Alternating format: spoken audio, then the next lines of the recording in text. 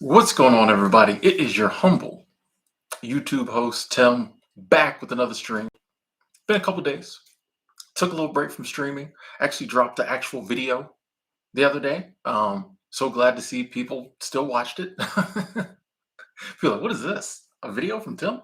But dropped the video, did well. People seem to enjoy it. I feel blessed for that. But live streaming is one of the things I really enjoy doing. So had a chance to do it today. Might be pulling back a little on the streaming, especially in March, but had a chance to do it today. So we're here. We're going to talk and going to have like a kind of a serious discussion today. How you doing, Dion? How you doing, Alfonso? Just something that, and we've touched on this before, but I kind of thought it was something I wanted to really get into, really talk about. Because I try to talk about things that we're all going through, we're all feeling. Um, and I know for me, it definitely feels like everything's changing. I literally was having a conversation with a friend of mine today via text, and I said everything's changing. I put the smiley face after it. The crying so hard you're laughing. The laughing so hard you're crying emoji. But like it really does feel like everything or a lot of things are changing at once. Okay. And so I just kind of want to talk about that. As always, we're going to be positive. We're going to be optimistic in the areas where we can. Nah, but I do think that we are going through a unique period in time. And I don't know if most of us have ever been through a time like this, if any of us, you know? And I actually thinking on this recently. I had a talk with my dad, and I asked him, because he's been around a while, he's seen a lot of changes happen. And I was even talking with him, and I'm like, is it different this time? You know what I mean? And he was even saying, like, some of the stuff we're seeing now, never seen, but is different, And I thought that was eye opening because part of me expected him to be like, nah, like, you should have been around in the 60s, whatever. But he was like, yeah, some of this stuff now is different, and I was like, wow, okay, so it's I've only been on this planet 44 years. So it's not just me. Someone who's got, a few more decades on me, a lot more wisdom than me is like, okay, you know, and I feel like for me, how's everybody doing? Good to see you. Good to see you. I'm probably gonna rant here, talk for a little bit. So, feel free, please join the discussion in the comments. If there's something you just gotta throw into the conversation, you want me to read aloud, there is a super chat option. Everybody knows that. But I think for me, the feeling started probably in 2020. Okay. I think 2020 was when I first got the feeling of something's different, because basically the same problems happen over and over again. You know what I mean? Basically, the same stuff happens. It's just sometimes there's more war than other times. Sometimes you're broke and other people aren't. The poverty affects you sometimes when it doesn't. So you know what I mean? But 2020 was the first time in my lifetime that I really felt like, oh, like this is different. And we won't get into that. We all know what happened. We none of us know why it happened, but we have our opinions, I'm sure.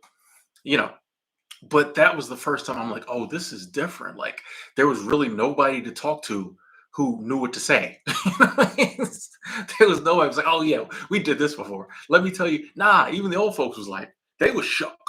When the 80 somethings get shook, it's a problem, right? So that was kind of weird, kind of oh, this is different. But there was we knew what we want. There was the potential to change back. Okay. We was like, hey, if we can just get through this stuff happening in 2020 and we can get back to normal. There was a get back to normal. And there was a belief we could get back to normal. And we did get back to normal. So as crazy and as like weird 2020 and the time around that was, there was a like exit strategy. There was something we were working towards. It's like, okay, this is crazy. We just need to get back to normal. We just need to get rid of, get back to normal. And that's what we did. The difference now, and I do think like 2020 was the opening of the everything changing door or things getting different door. I even said back then, I was like, I think when history books are commenting on this portion of human history, they'll say that was the beginning. But that'll just be a paragraph on the chapter of the 2020s through the 2050s. 2020 will just be a paragraph. Then some of the stuff we're seeing now, I think, might get its own, couple pages. But I think that was the opening of the door. The difference now is, I think, and this is me, and I think a lot of people sharing the sentiment, and let me know in the comments if you agree. But like now, it seems like things are changing, or a lot of things we've already dealt with are getting worse. There's new things like AI coming along that are going to totally shift everything. And it doesn't really seem like there's a go back to position. You know what I mean? It doesn't seem like there's a, oh, if we can just do this, it'll be fine. If we can just do this, it'll be fine.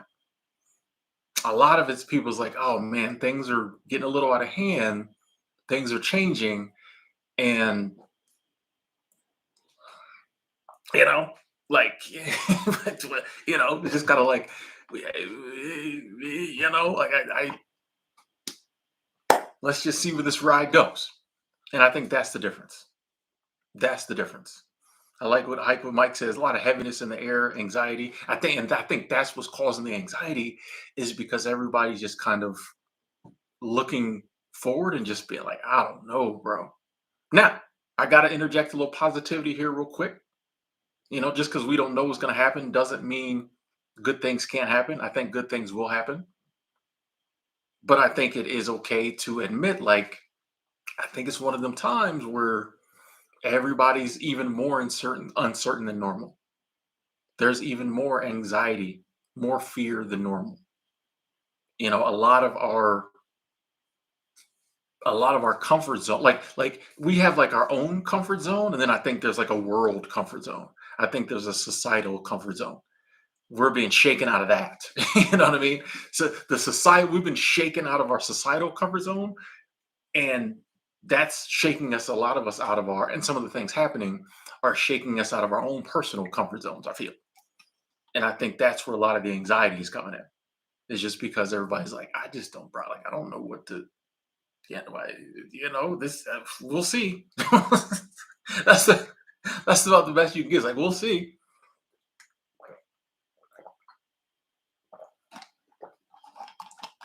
And you can feel it. Like, you can feel it. Even when you're going about your day and you're doing regular stuff, normal stuff, it's almost like you can feel it. One of the things I really think about, and this is actually one my dad pointed out. I don't think you'll mind me mentioning this. We talked a lot about like the loneliness epidemic. I don't think, from the things I'm seeing and hearing, I don't know if in the history of mankind there has ever been a time where so many people around the world were feeling so alone. So you compound all the anxiety we're already feeling with the fact that a lot of people don't have their major outlet to cope with anxiety, which is communication, which is love, which is society, like community, socializing. That, whether people want to admit it or not, is like our number one coping mechanism. That's basically what therapy is, by the way, folks. Everybody's big on therapy now, which I'm not against, but that's basically what therapy is. Before everybody had therapists, you just went to your friends and talked it out. A problem halved is a problem shared is a problem halved. I love that saying. But like, never before, has there been a time when so many people were lonely. You know, just the behavioral patterns are crazy. Like, if you do the research on this stuff, like, just little stuff. They're like, the teenagers aren't even having sex like they used to. They're like, we don't know what the it's the problem when you see like a super serious researcher, like, the kids aren't having sex. It's a problem. No one, childbirth is down, marriage is down, sex is down. Just people hanging out with people is down. Brunch is down. You know what I mean? It's just like, something like that is just wow. And now I firmly hope and I believe that eventually we will rectify that. How and when, I don't know. But I think as humans, it'll come to a point where just like, We don't care if we just have to all walk outside at the same time and start hugging each other. We gonna have to get back to like socializing and having this human connection. We got to get back to that. We got to get back to that. Hold on. We gotta. Sorry about that. I gotta. Somebody has to get timed out because they talking crazy. We got to get back to that societal connection. But that's one of the things that definitely I think has so many of us just eh, is we don't have our normal regular outlet for coping with stuff. All throughout history, when we've been through stuff, we had other people. Appreciate y'all hitting the like button. Thank y'all so much. Um, that ain't we're missing that. So we're at a time period where we're going through all this stuff, and for a lot of people, their main outlet is just looking on their phone on social media at videos and listening to podcasts and reading articles about the stuff. We're coping with the stuff by looking at more stuff about the stuff. That's not healthy. That's not healthy. And then that just, I feel like, as interesting as the world is, if we're looking at it, if it's being compounded by us constantly seeing it in front of us and us constantly getting worried and more anxious about it, I think that just makes the whole collective more anxious, which makes it worse. We get more anxious and then we feel that next level of anxiety. And then that lends itself to like us being like, man, it's just so different. I think it all comes together. It all comes together. And I firmly hope and believe that we will figure this stuff out. I just don't know when or how. And I also think there's some things that we have to see our way through. I bring up the AI one a lot because I think it's going to change all of our lives, much like the internet did. Um, we got to see our way through that. We're still seeing our way through social media. I think we're just now getting to a place where a lot of people are like, okay, this is something I need to actively police in my life. I think more and more people are realizing you can't just have all you can if you want. There's no rules. But most people are realizing for my mental health, I can't just have all the social media apps on my phone and just be scrolling on them willy-nilly. It ain't healthy. Whereas when it first came out, boy, we was all over it. Let's go. You know what I mean? But I think more people are like, you know what? For me, I took Instagram off my phone. I typically deactivate my Facebook. I think it's reactivated now because I had to be on Instagram. But now that I took Instagram off my phone, I'm going to deactivate that again. I'll probably take TikTok off my phone. I just, it's not healthy for me. I got YouTube. I got friends. We actually text each other, talk on the phone. I talked on the phone to a friend of mine 2 hours yesterday. Shout out to my friend Taylor. That's the home. Talked to her for 2 hours yesterday. It was amazing. That's what we need to get back to. That's what I'm trying to get back to. Hey, George Abernathy. Thank you, thank you, thank you. That is love. Super Chat Squad. Thank you so much. It's always good to hear from you. I appreciate that. Thank you. Thank you. I just think that things are changing. And I think they're changing at a level we're not used to. The good news is I think we'll get through. Okay. I think we'll go through what we'll have to go through. But as always, humanity will get through it. I also believe that there's forces that work in our favor that are beyond humanity. I don't want to get too spiritual here, but for me, one of the things that helps me get through it is realizing that I personally believe there's something greater than me who will help me get through this. This ain't phasing it, you know. I get out in nature a lot to help me pull away from all the stuff that's going on. I see mountains, I see rivers when I'm in those areas, and it just reminds me like, oh, it's deeper than this. You know, even if all of us disappeared tomorrow, the Earth, nature is still here. Even if we blew up the planet Earth, there's millions of other planets. Apparently, there's a whole galaxy. Solar system, whatever. It's bigger than us. It's bigger than us. We'll have to, ride this roller coaster wherever it goes. We done paid our money, came to the amusement park. We done stood in line. We've got strapped in. Now we got to ride this puppy. We've got to ride. We got, we have got to ride. You can't ask to get off the roller coaster once they strap you in. And that teenager who's running the ride, pushes the lever and it starts going. You can't get out there now. You better just strap in, enjoy the ride, make a funny face for the camera when you go by so you can buy the picture later. I don't know how that fits in with the analogy, but it sounded good. Um, it just I just wanted to voice it. First and foremost, I just wanted to voice it. Let us get it off our chest. Let's talk about it. You know, it feels different. What is that? It did not feel like this in the 80s. Okay. It did not feel like this in the 90s. All right. The early 2000s. Like, it's different. I kind of feel for the kids who this is all they know. But who knows? They might be stronger than us. If you 5 years old right now, this is regular. Those of us who knew what it was like beforehand, you know, we really stressed. The kids now, they might be Gen Alpha. They like, this is regular, bro. Like, what are you dealing with? You know what I mean? What's the problem? So I do think this is a time period where we're definitely gonna have to, maybe more than before, get dialed in on the things we can do that help to lower our anxiety, lower our stress.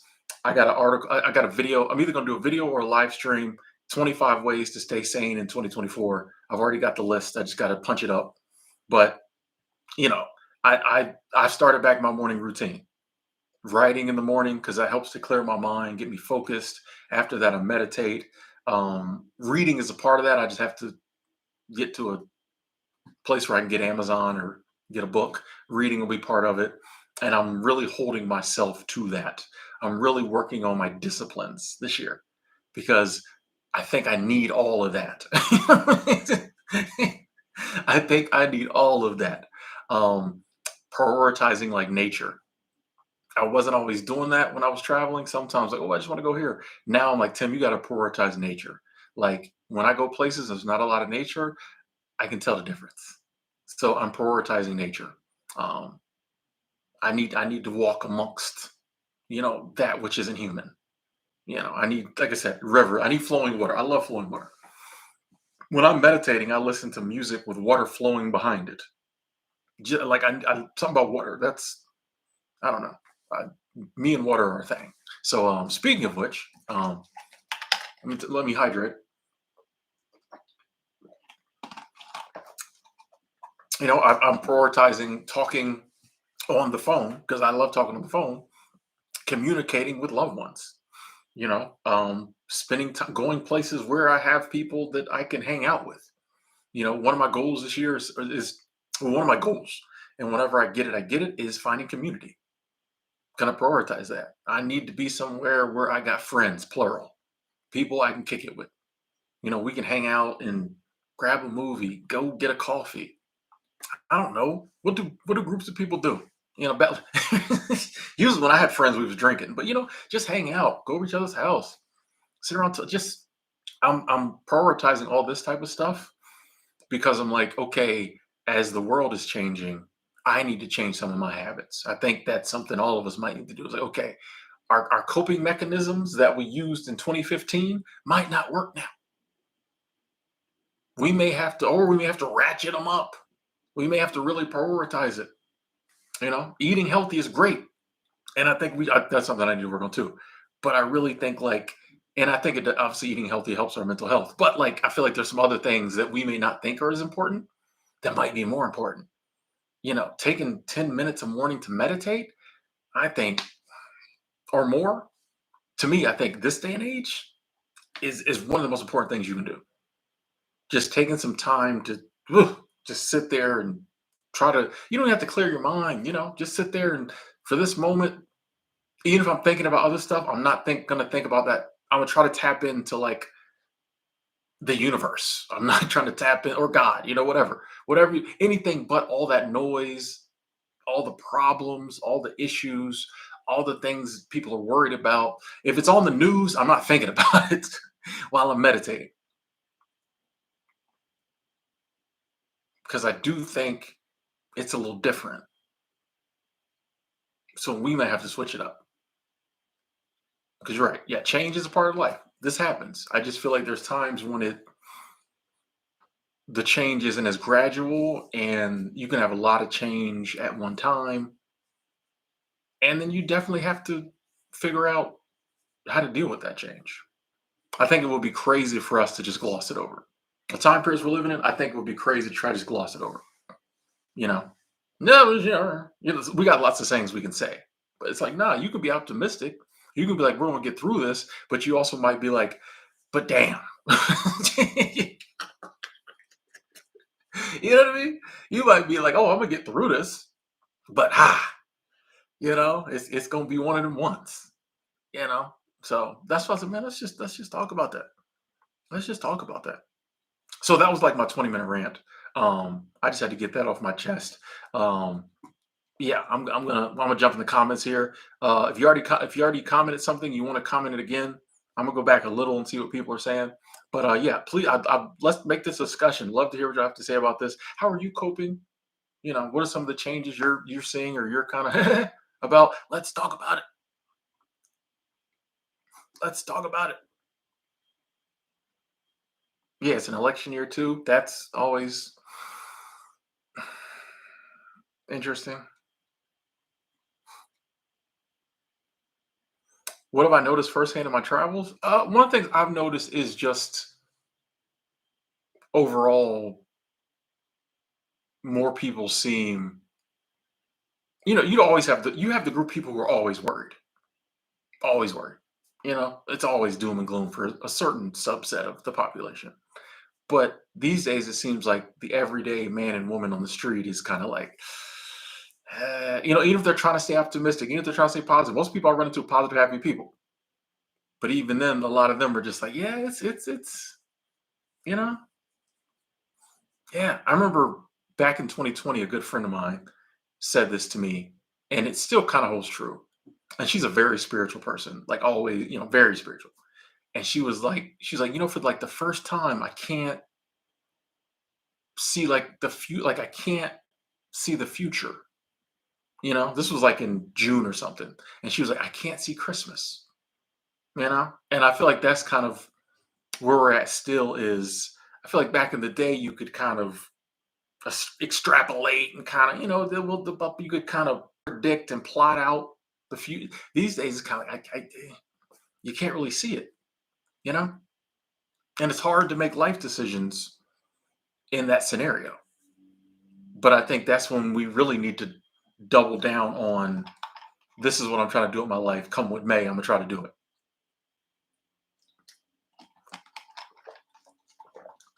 But that's what I've been seeing on my travels is more people are just kind of like, yeah, it's a little different now. uh, Deliberation says, where do you root your morality? I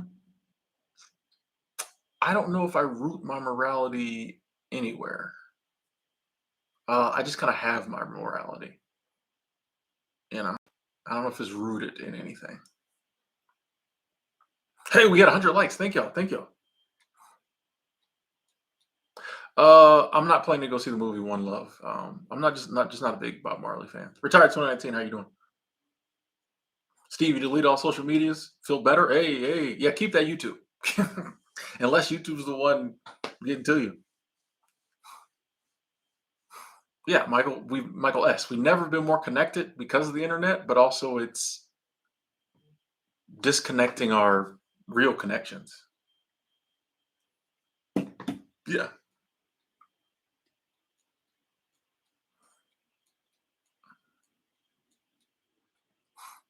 That's when you cut back on Facebook, getting caught up spending too much time on social media. I think a lot of people been saying like it's not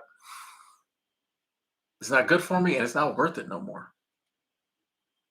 Yeah, Patrick, that is crazy. Yeah, Facebook Marketplace totally different than Craigslist. Good old days. Ryan letting go of Hulu. Oh, okay, okay, okay.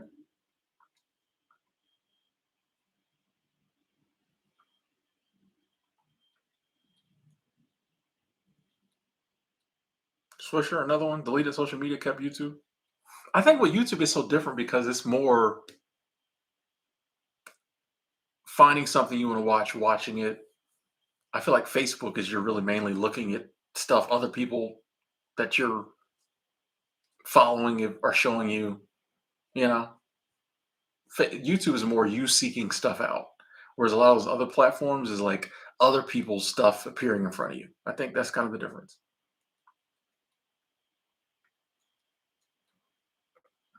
Wish it was the 90s. The 90s, I wish it was the 80s. Uh, DY, this is an interesting point. Said, I think there's more evil in the world than many of us are ready to become aware of. It's stifling, exhausting.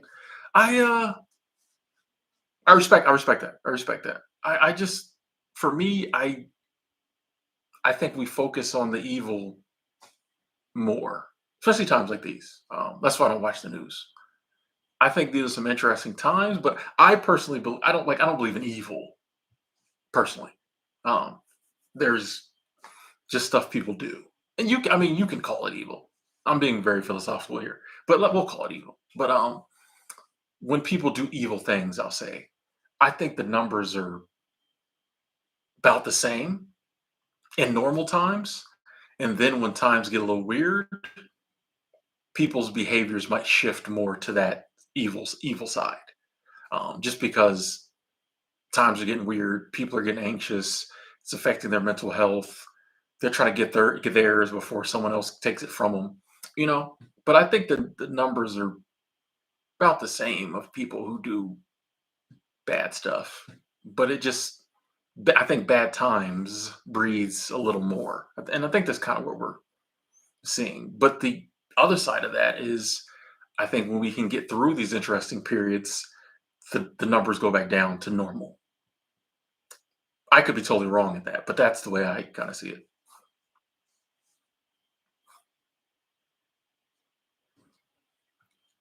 Okay. All right, we're gonna just do this because that's not what we're doing on here.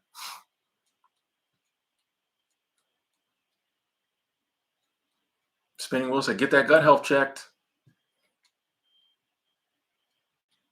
Perfect amount of technology in the 2000s. We know now. Oh, I like that, Denise. A good walking meditation could involve picking up litter found in natural areas. Nice, nice. And you feel so much better about yourself when you're doing that.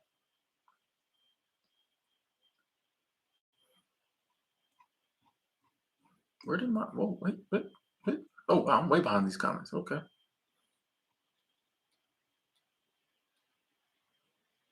Yeah, and that's part of it too. Yeah, I think things are changing faster. You know, things are changing faster. That's a good point.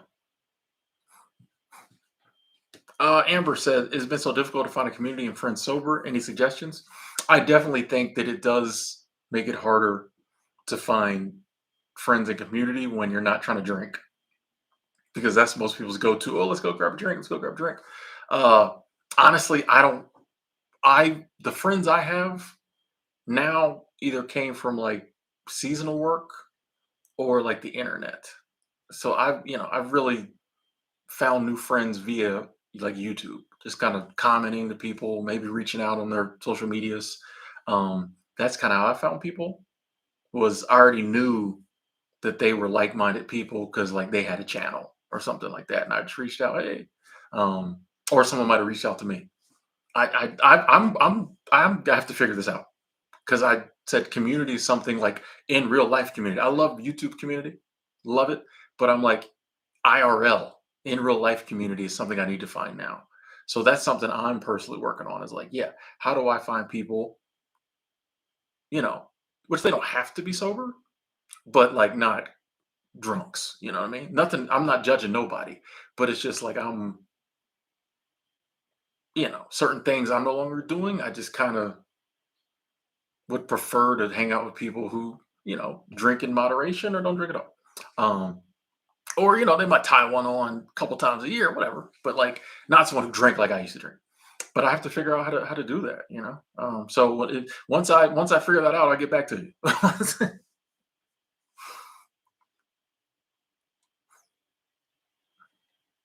Heck said I can't see the future either. It's blank. I said something new. It's something new. Like, yes, I feel like boy, 2018, we saw the future clear. We were all wrong. We saw the future clear. Hey, Ross Charles, good to see you. Good to see you. So a lot of things are super exhausting nowadays, especially with this year being election year. You're gonna stay, you gonna, yeah, stay out the country for a while. You might be smart, but stay out the country. Ras says everything is changing and I'm changing and I love it. Yes, that's awesome. Still single, no kids though. Okay.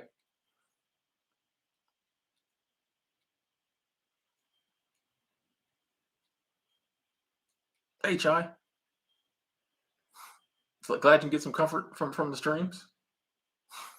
Dylan, I do think technology has alienated us. Yeah, yeah. I mean, and it's not. Hang on one second. I think it's not our fault because we're like anything. You put a shiny toy in front of us, we're gonna play with it. So, they put these new technologies in front of it, we're gonna use it. And I think it takes a while for us to see the negative side effects. They was smoking cigarettes for decades till somebody was like, wait a second, this might be killing people. This is a problem. So I think with these new technologies, we grab them, we play with them, and then decade in, we're like, ooh, and then we usually do an okay job, depending on how much money is being made off of it. We usually do an okay job of kind of regulating and figuring stuff out. And then when the research is there, more people can decide for themselves, oh, maybe I shouldn't do that. Maybe I should put a timer on my phone that like times me out of my social media after an hour. Stuff like that. But yeah, I definitely think technologies are alienating us because I mean we're all here. Like me talking to you through here is not the same as me driving to your house and sitting on the couch and us playing video games together talking. You know, which that's another technology. But you know what I mean? It's different. It's different.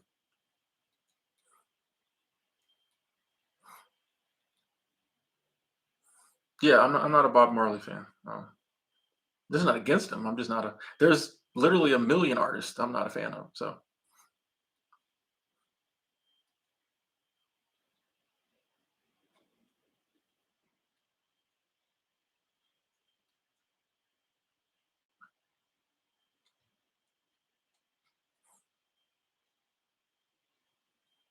hey, Mario Scott said, I just got back into gaming after thinking it was a time drain and a bit childish. I think it's a good decision.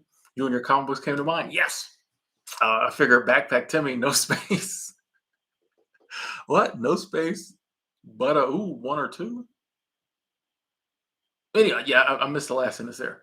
Um, it's funny. I remember when games were the devil. Remember when games were destroying the youth? Now people like, hey, remember back in the day when we had good old World of Warcraft? Like, the different technology ratchets up the levels. It's like gaming was the big bad bully. Oh, our kids are playing these games now. You game people like, go ahead, do that. That's innocent. Play games your heart content. And I do think if you love games, yeah, why not play them? You know, I'm way behind these comments, but y'all give me some good comments. I appreciate that. Hey, no problem. Love you too. Let me throw the heart up. Amy says, I'm 45 years old and I have never seen a time like this. Every day is like the Twilight Zone. From work to friends, everything's just weird. Very hard to describe. Yeah, I agree, Amy. Yeah, that's the thing. It's just different. It's like it's different. Now, once again, I am optimistic and I'm hoping and believing and praying that we get through all this and like we establish a new normal within the parameters of how the world works. Once some of this stuff we're going through, we kind of figure it out or work through it. But for now, yeah. So we're just like,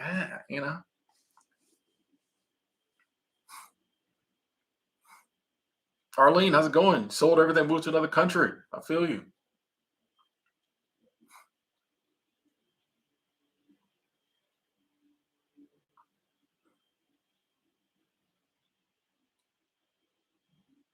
Chai, my family, the ones I'm in close communication with, they're not very like judgy people.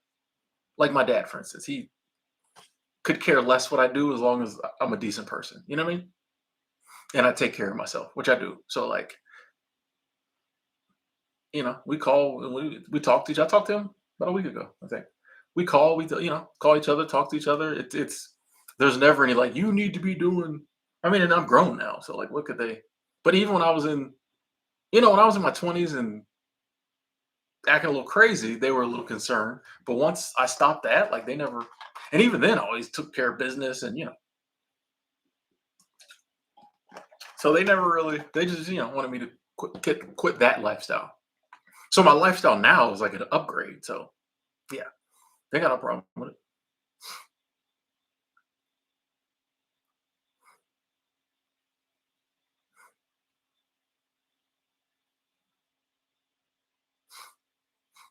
Got to get into a hobby, Xanthoven says, and I think that's a good idea. Maybe get a hobby if you really like being around people like that. Yeah, get the introvert me went, but yeah, get a hobby, hang out. Like I'm wherever I find where I'm going to try to probably put down some roots. Uh, you know, I'm hoping there's comic book stores. I'm just go hang out at the comic book store. I love it. I love it. Let there be a good like real comic book store where the real comic book nerds go. I'm there. If they have like card night where they sit around and play Magic the Gathering, whatever, bro, I'm there. Like that's what I want. That's what I want. I want to find be just the nerdiest, geekiest, like real hardcore comic trading card anime nerds. Right? That's where I'm trying to be. I just got, on Wednesday we do so and so. Yeah, I'm there.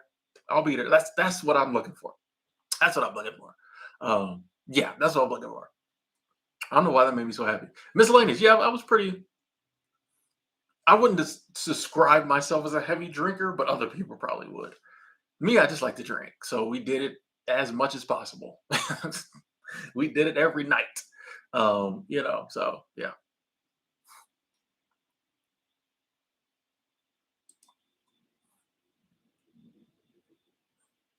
Oh, Monica finding the new friends traveling. Nice, nice. My only problem with my like travel friends is I don't get to see them enough. So that's why I'm like, I think I may have to, you know, park it somewhere, even if it's so that my friends have a place to come through and see me. You know what I mean? P Fowler working out, get that workout in.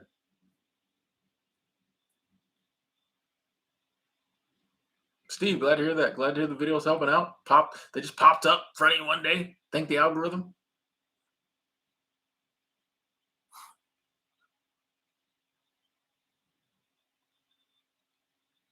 Daniel, glad you like the sobriety videos. Definitely want to make some more of those soon.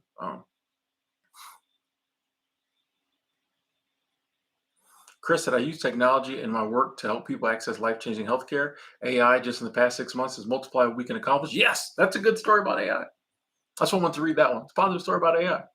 Um, Part of my brain is like, well, a year from now, you know, is the AI going to be doing it all? That just popped in my head.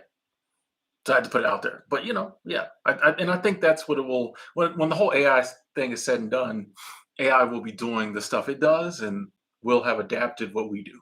You know, when I say we'll have adapted what we do, there might be some trying times in that time of adaptation, but we'll figure it out.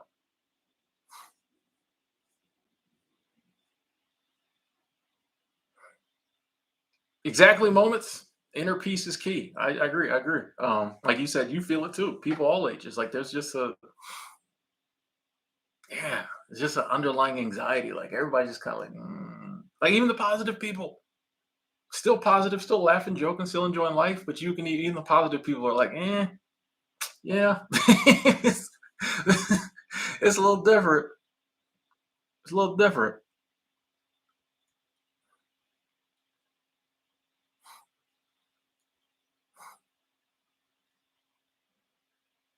Rakai said, if I ever have kids, I'd rather have them play video games than going out partying, doing drugs, especially with their girls. I respect that. Respect that. Respect that. It is what it is. How you doing?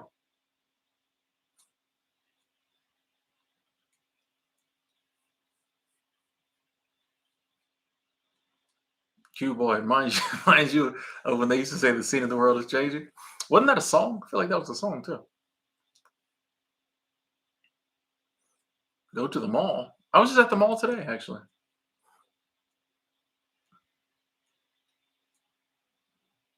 Q boy, I tried to watch One Piece. I couldn't get into it. I don't really like anime.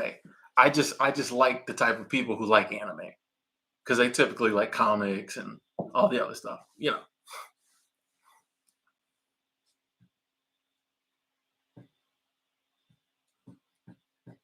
I get my spot. Hey, come through. Let's kick it. Black Days in the RV, about to play Elden Ring. Okay. Oh yeah, Chris. There. I agree. There's always backlash against new technology. Always, always, always. The difference now, though, is the technologies we're creating are having a bigger and bigger impact on our lives. So I do think some of the backlash is unwarranted, but I do think some of the hesitation is warranted, especially with like AI. It's like I don't think it's going to turn into Skynet and launch the nukes and kill the world, but I do think it's going to kill a lot of jobs. So there's that balance of like not just being fearful out of your mind, but also be like, okay, let me see if I'm in danger of being downsized by software. Because currently my career, my job is a content creator, and AI is going to come through and just wreak havoc on content creation. So I think it's smart to think about that, and I do. Pretty regular, pretty regular. Not too worried about it, but it's gonna it is what it is.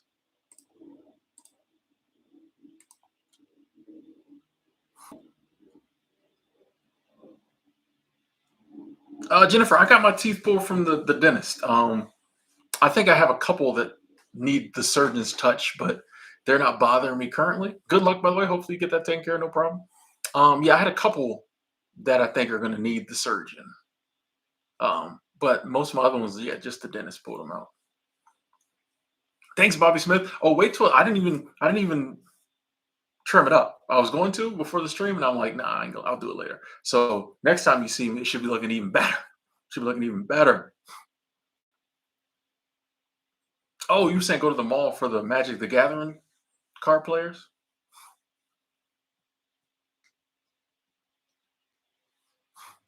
Yeah, yeah, yeah. We get it. We get it. We get it, Chris. Chris going deep. Chris going deep. Yeah. Every technology, not ev most technologies put somebody out of business. But I think we have to be honest. This one is on a scale we've never seen.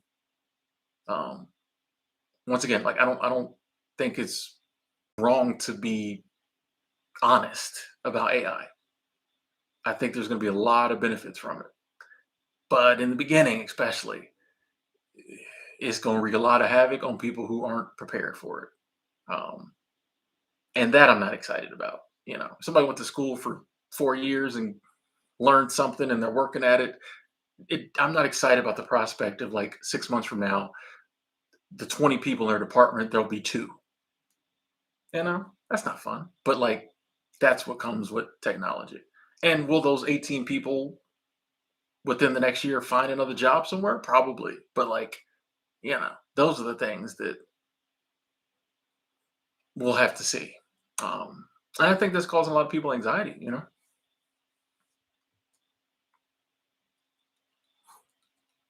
Hey, Gregory, I appreciate that. I appreciate you saying that. So I truly believe the AI content will weed out the ones that aren't real, just trying to make money. I can agree with that too.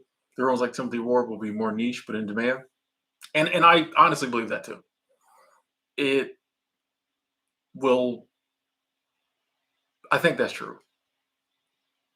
What I also believe is true is that there will be a lot of AI creators and AI generated content that will do very well. And it's easier to find that content when AI is allowing you to push out 20 videos a day. And the revenue follows what's hot. So looking at it from, and I don't like to say use as a business, but looking at it from the business standpoint, I think there'll be some shifts um, when AI really takes over content creation, even for a channel that sticks around. because people appreciate the content. I think on the revenue side of it, there'll be some major shakeups. Yeah. You think the old world's been dying since 2014? Oh, wow, since all the way back then. Okay. Which I mean, that lends, you know, the question of, well, what's the new world going to look like? There's no reason for us to believe the new world's going to be bad. The new world could be better. 10 years from now, we might be like, yeah, that time period in there was crazy, but man, we had to, which happens a lot in life. How often in life have we gone through something and at the time it was horrible and we hated it, having to go through it, and then we got to the other side of it 5 years later, in hindsight, we're like, that's the best thing ever happened to me. Happens all the time. Happens all the time. And the moment, oh, you were down and depressed and crying and why me and all this. And then 3 years later, you're like, man, that's the best thing ever happened to me. As painful as it was, if I had to do it all over again, I would, because that led to this, which led to this. So we might be in one of those situations. You know, we got to go through some of this stuff. It's feeling weird. It's feeling off.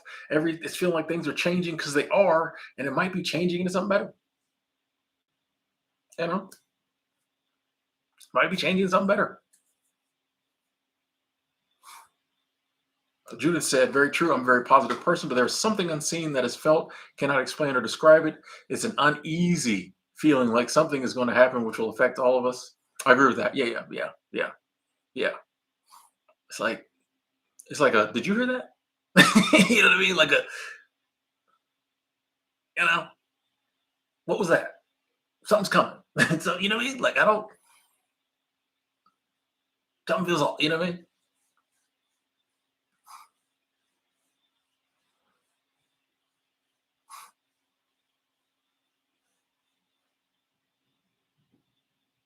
Patria, you feel strong too?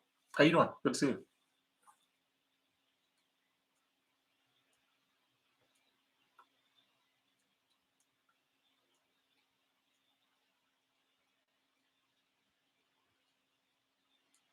Most of the systems collapsing. I'm glad it is. Hey, and there's the thing too. There's a lot of stuff in the old world, that needed correcting. So maybe this will be the catalyst that causes us to finally correct some of this stuff. Maybe if there's enough change going on, we can change some of the stuff we've been needing to change. And I do think a lot of the stuff has been changing for the better. But maybe this will accelerate it.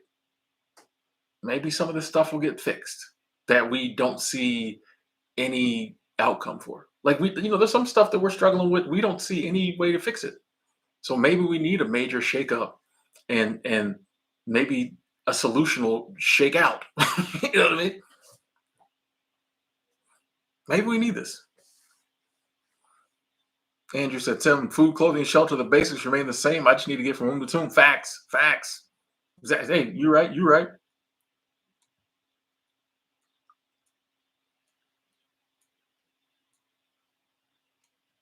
Hey, sorry to hear that, silly. Sorry to hear that. Oh, but you got a case going. Okay, you might come out ahead on that.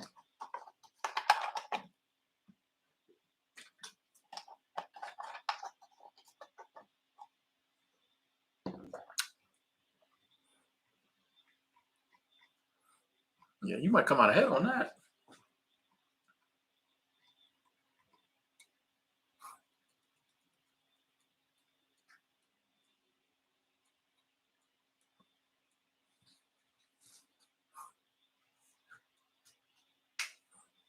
That's deep, Mo. Said every civilization has a lifespan, just like all of mortal existence. Hmm. I know empires have a lifespan. I definitely know that. Matt, you think we're at the peak of civilization? You think so? You think this is the peak? I would imagine. I don't know. Interesting. Interesting. I hope this isn't the peak. I'll say that. I'm gonna be disappointed if this is the peak.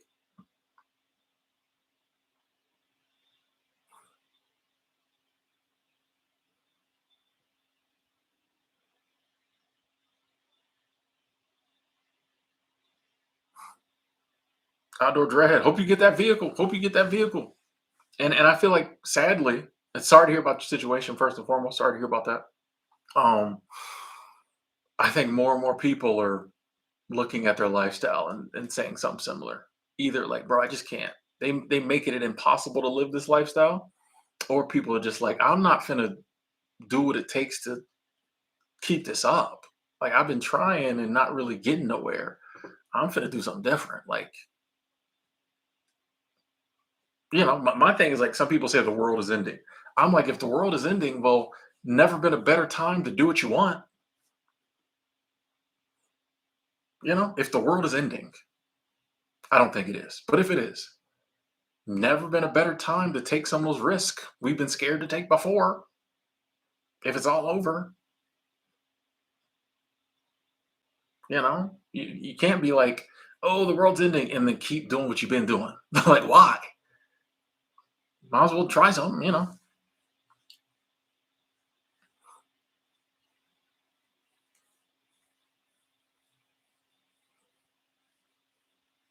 Hey, B Dizzo, appreciate that. Glad you're going back watching the old videos.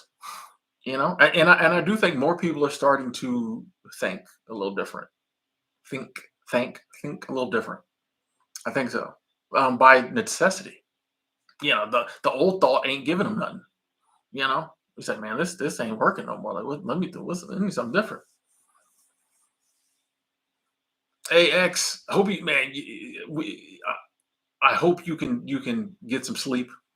Um, like we were kind of talking about earlier, I think there's still things we can do to help kind of lower anxiety. A big one is not tapping in. Get off social media. If you're following a lot of people or accounts that talk about this stuff, stop watching the news. Do what you can to like unplug from all of it.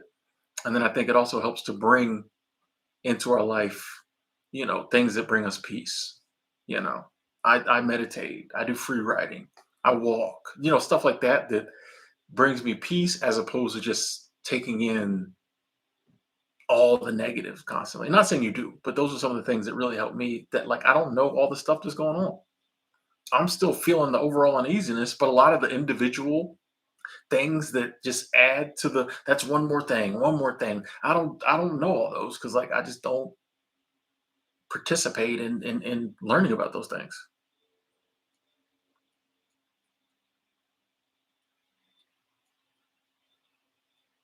It's just interesting how so many people are saying, man, it feels off, feels different, feels weird, I'm uneasy. Like so I've never seen that many people say that. Never seen so many people just be like, yeah, man, I don't know. Like can't describe it. I don't know. Which is very interesting. Yeah, you be pursuing your art. If it's gonna end, might as well go out on your own terms, doing what you want to do. Diane, hello. Hey, we try not to talk too crazy here. Hey, I'm appreciate I'm accepting that light, sending it back to you. Thank you, thank you.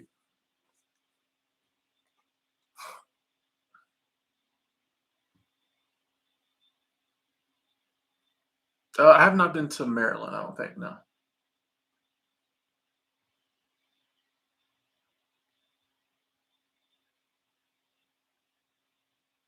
Most starting to focus more on happiness and sense of well-being than on being successful. I think that's the key. You know, like it's that I feel like if we're focusing on our own ideal of success, cool. But so many of us have been brought up with society's ideal of success and told to go after that. And then you can get to a point where you're just like, no, I just want to be happy. I want to feel good. Huh? Whatever happened to that? Whatever happened to, I just want to feel good. I want to wake up in the morning and feel good. And then I want to live my day doing the things I want to do, doing the things I feel I need to do, and then go to sleep feeling good, happy, content. Like it's very basic. This idea of like you always got to be chasing success, that's stressful. That's stressful. Then you combine all this other stress. The people, nah, nah, nah.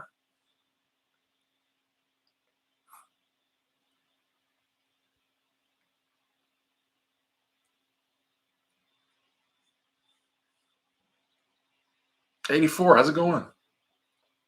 Iris, you've been feeling this coming since 2008. Okay, okay. Been spending more time building community, making friends with farmers. Smart, smart. You smart. That's the move.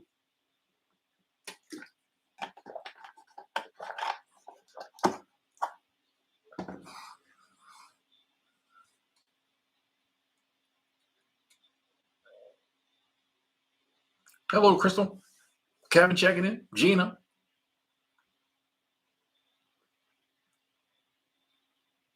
Hey, glad to hear that, Noah. Glad to hear that. Sobriety's still going strong.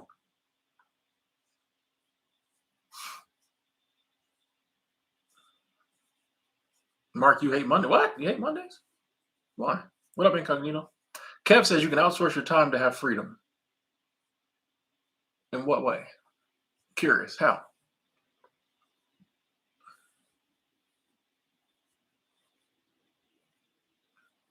LA in the building. What up, Africa?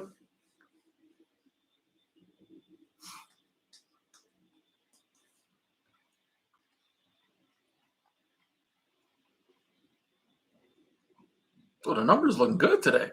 See, that's how you know that's how I know it's a good topic. I know it's a good topic. The numbers looking good. We ain't had this many people in the stream in a while. We had this many people streaming in a while.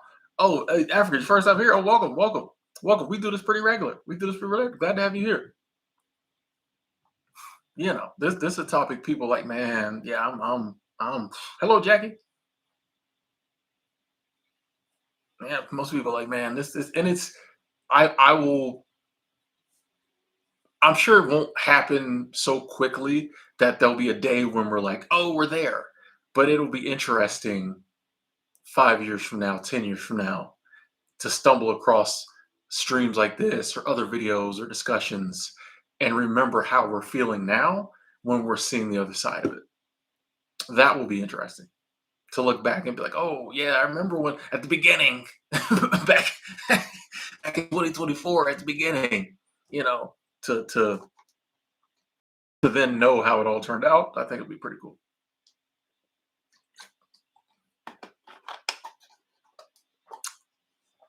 Young, blunt, and misguided.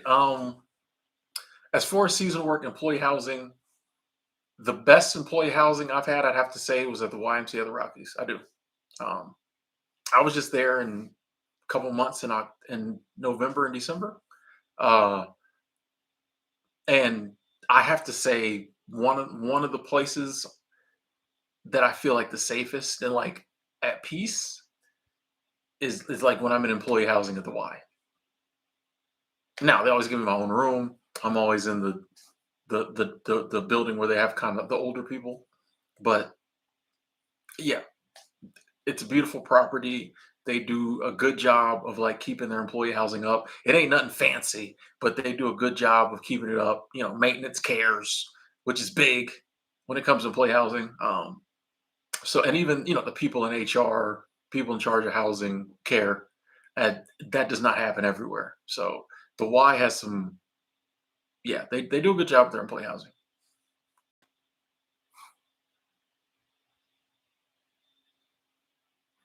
LA, oh, I restore your faith in humanity. Nice. Yes. Yes. That's a huge compliment. That's a huge compliment, especially these days. The operator. Oh, hey, I appreciate you watching the content. Glad you're getting something out of it. That's awesome. A lot of new people. The algorithm must have been showing me love. Oh, okay, Kev. You said you can outsource the time consuming tasks to have more freedom. Oh, okay, I got you. Got you. Thank you. Thank you. Thank you for expounding on that. Thank you. Young, yeah, depending on the time of year, yes, and depending on age. So there's way more people in the summer working at the YMCA of the Rockies in Estes Park. So you're probably less likely to have your own room in the summer. But if you go in like the fall and winter, pretty much most people have their own room. And if you're like over 35, they'll typically give you your own room. Um, I was over 35 when I went there, so I've never had a roommate. They tried to give me a roommate one time, and I went to like my manager and was a total diva, and so she sent him a couple of emails and it didn't happen. But But yeah, the winter, it's fall and winter, you're more likely to get your own room. Hey, Steven, thank you, thank you, thank you, thank you, thank you. Super Chat Squad in the building. Thank you so much, Steven. Says, love you, Tim. Love you too. Love you too. Thank you. You've been such an inspiration to me, especially since it feels like the world's gone crazy. Hey, glad to throw some inspiration your way. It definitely does feel the world's different, the world's going crazy, but I think we'll get through it. I think we'll get through it. We may have to get a little crazy. We may have to get a little crazy to get through it. But I definitely think we will we will get through it. Um, and I think it's important to for that message to be out there. Whereas most people's message is just, "Blah," like we're the people saying, hey, we've been through crazy times before. Maybe not like this. It's different, but it's the same game, just a little different. Maybe a faster paced game. Maybe with harder competition, faster. But we'll get through it. So thank you, Stephen. I really appreciate that. Thank you, Super Chat Squad.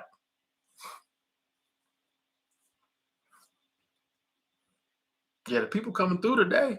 Welcome, welcome.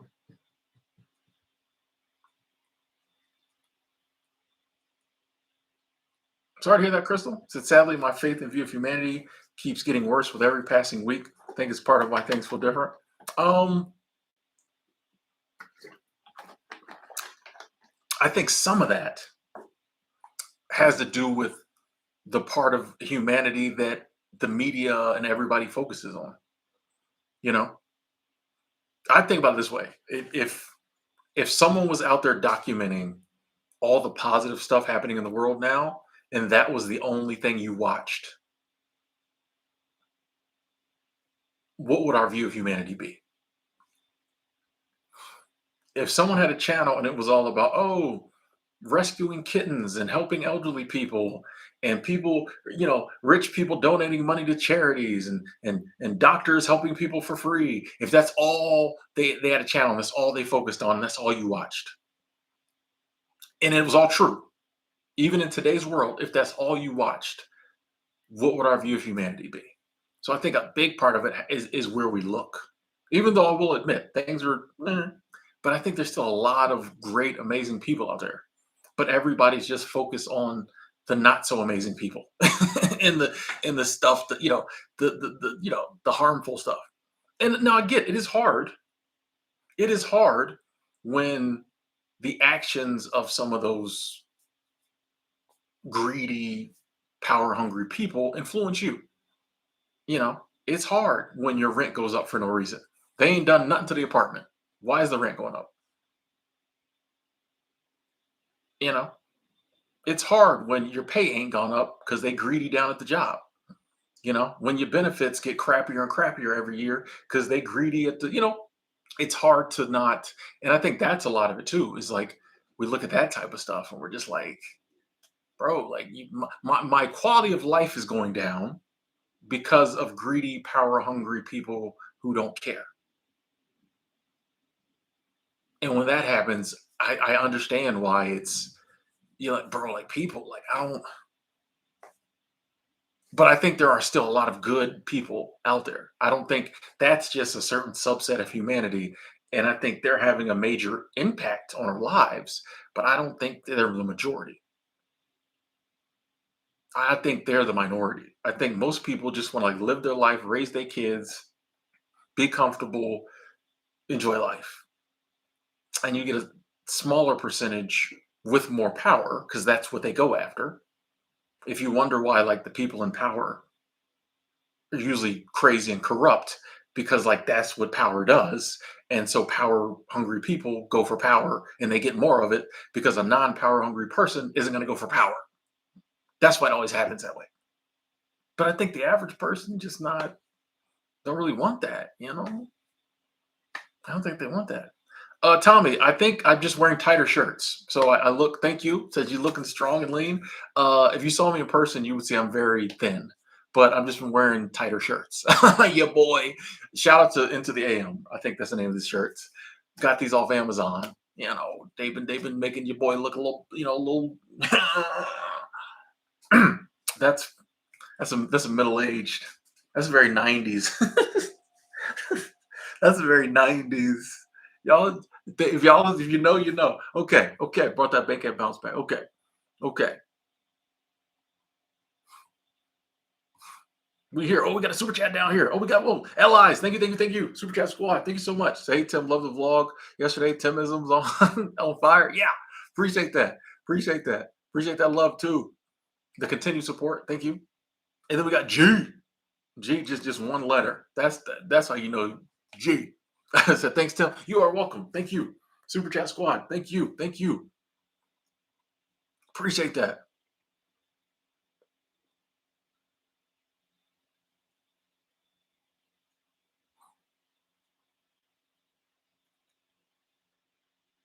Let's read some of these comments. Oh, Alex, you just moved to the big city after living in a small village for the longest time. Feel very squished. Feel like I need to do this and explore and have new experiences. Yeah, I mean, yeah, might as well take advantage of it. I'm sure there's lots of stuff you can see and experience and enjoy in the city you couldn't in the village. So, Chris says, do we want our media to reflect rainbows and kittens or do we want our media to reflect the truth? But rainbows and kittens are the truth. That's kind of my point. Rainbows and kittens are the truth. We're so right there is my point. We are so conditioned that the news media should show us negativity that we think that's normal.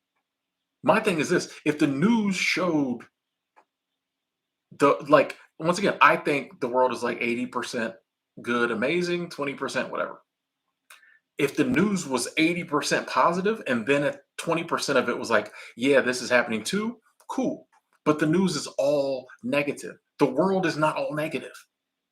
But we've been so programmed to believe that's what the news should be that we think that that's the truth. 45 minutes of negativity is not the truth. That's not the world we live in. But we believe it is because that's what the news does. We would not think that way if it was 30 minutes of just cool stuff. Oh, there's a bake sale at the church. Oh, this happened. This was good. Boom, boom, boom. And then at the end, like, yeah, there's a car accident and a serial murderer. Whatever. You're like, man, that sucked. But this is cool. But it doesn't do that. And so our thinking starts to be negative, negative, negative, negative, negative. And when someone tries to be positive, we want to go back to the negative. It's conditioning. It's all conditioning. I understand. I get it. It's conditioning. But once we get turning off the news, helped me to see that because I start to realize, oh, my life is everybody around me is just so much more like ugh than me. I'm like, or I'd be around someone watching the news, and I'm just like, the feeling I'd get off the news, I'm like, ugh, and I'm like, oh, it's because everybody just soaking this up, taking this in. Their worldview is different than mine. My worldview has changed now because I don't just eat up the news. Like I talk to people, I take walks, I be places, and it's nice, friendly people. Some places not so friendly. But yeah, I would love if the news was the truth, would reflected the truth. I would. I'd love that. I love that. I love that. But that's my point. It doesn't. Christine. Yeah, you're welcome, G. Yeah, the media focuses on negativity. You get more clicks, you get more views. And that's why so many content creators do it too, which gets on my nerves. Hey, LA, thank you, thank you, thank you, thank you so much. Super Chat Squad. Thank you, thank you, thank you. My hearts get crookeder and crookeder. I'm gonna have to get something new. I might just go back to being like, thank you. Thank you so much, LA. So thanks for being you. Hey, always, always love the little sticker. A little narcissistic, but no, I'm joking. I'm joking. I'm joking. Thank you, LA. We here. We here. I skipped Patrick Rodriguez. I'm sorry, Patrick. That is love. Thank you so much, Patrick. I'm so sorry. I'm sorry. Um, and Praveen too. And I'll tell you what happens, folks. Um, if you wonder why sometimes I skip some, it pops up on my screen right above the chat. I think it's 4.99 and up. It pops up and shows me, so I know to scroll down and see it. Um, Anything less than that, it doesn't show me.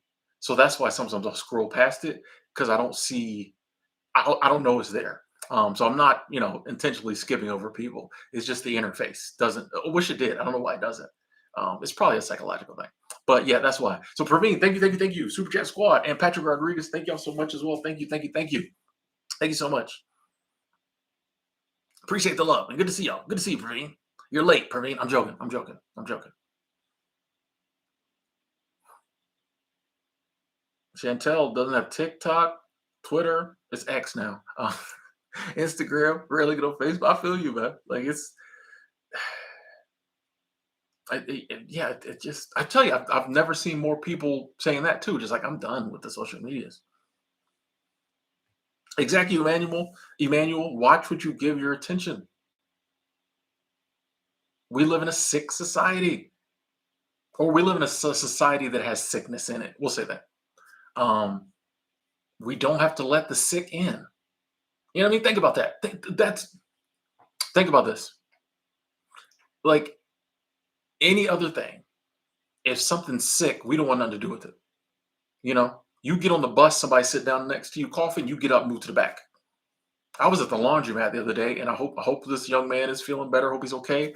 Dude came in, and he was like all messed up and everything, and started coughing and set 4 seats down for me. I went outside. I walked outside in the rain. I walked up and down the sidewalk in the rain. I said, I'm not doing it. Anything else, if there's sickness, we keep it away. But why, when it comes to the news and our social media, that a lot of times all it wants to show is the sickness in society? Why is that what we bring in? Anything else, if it's sick, we push it away. I don't want, it's going to infect me. I might get sick. But the news is all sickness. Social media, depending on who we follow, everybody's talking about the sickness in society. We just eat it up. And then we wonder why we're, feeling the way we're feeling. We start acting the way we're acting. It's the sickness, bro. I just thought about that one. I need to clip that up. We're an hour and 11 minutes. Okay, I need to clip that into a short. Um, Leo, how's it going?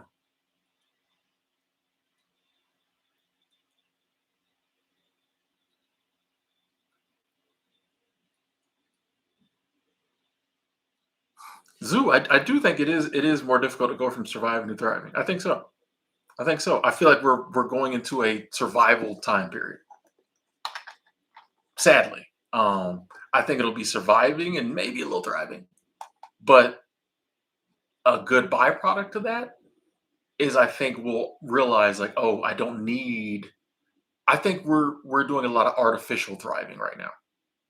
You know, a lot of the people we think are thriving is artificial, materialistic, consumeristic thriving. You go through a survival period where people just happy to be making it. I think they'll realize they don't need all that superficial stuff.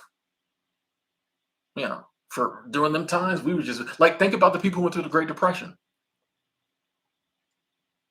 For the rest of their life, a lot of them was nah, save your money, hide it under the mattress, buy only what you need. They went through what 10 years of Great Depression or whatever. Might not even been that long. And they were frugal the rest of their life because they appreciated just being able to survive, being able, So I think when we go through these survival periods, we come out of them better off in some ways, like financially, and I think maybe even our mindset, because we don't fall for, you know, all the materialism and all the other crazy stuff. You should be like, nah, nah. All I need is what I need and a little more, and I'll be happy. Save my coins.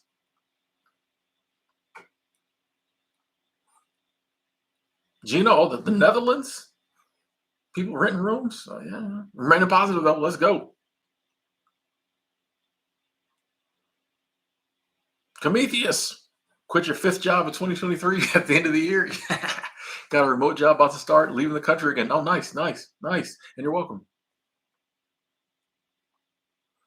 Which decade did the media tell the truth?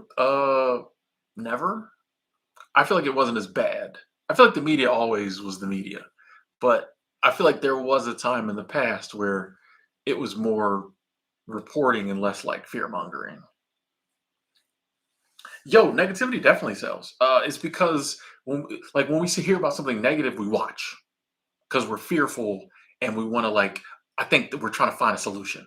I need to know about this so I can not let it happen to me, which isn't true when they're telling you about something happening on the other side of the world. But that's what our brains do, you know.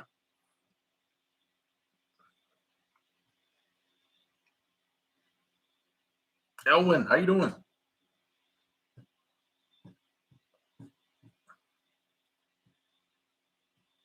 Josh donating the 20 good vibes. I appreciate that. Thank you. I'm good. I'm good. Hope you're good too. I appreciate the good vibes. Thank you.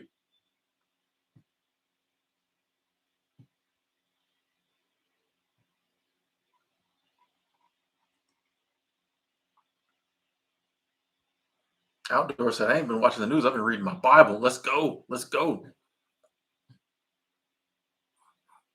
Sean, I do not see myself being single and by myself the remainder of my life. If that happens, I'm cool with it. But like, I don't think you said as an introvert. I don't think my introversion is totally why I'm single. So I think you can be an introvert and be in a relationship. I mean, I've been in relationships before, so like I don't think it'll come into play as far as what type of relationship I have. But I don't think introversion can keep you from relationship.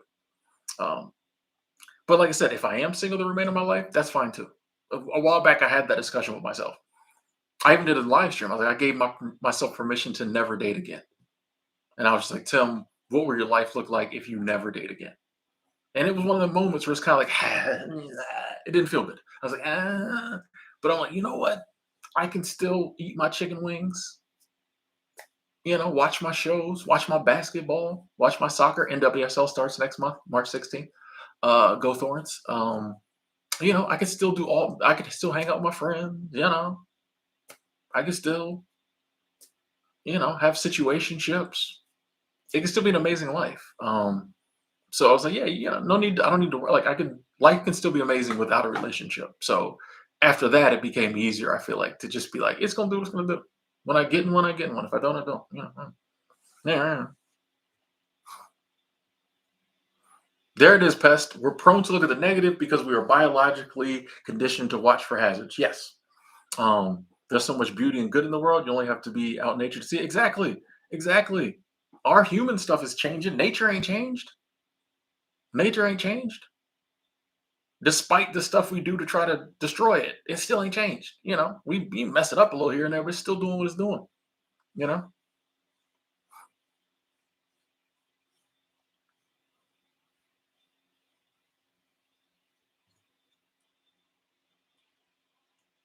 there's a new show called Positive Note, and it's all positive stories around the community, specific to Chicago. It must be a short show. I'm joking. This is a Chicago joke. I'm joking. That'd be cool. That'd be cool. Somebody out your Black Life. How you doing?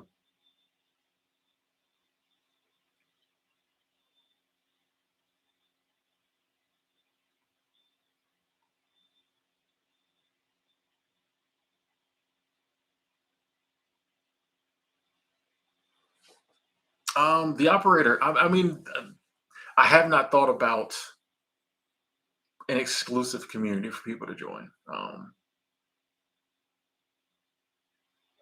Yeah, I don't know what that would look like.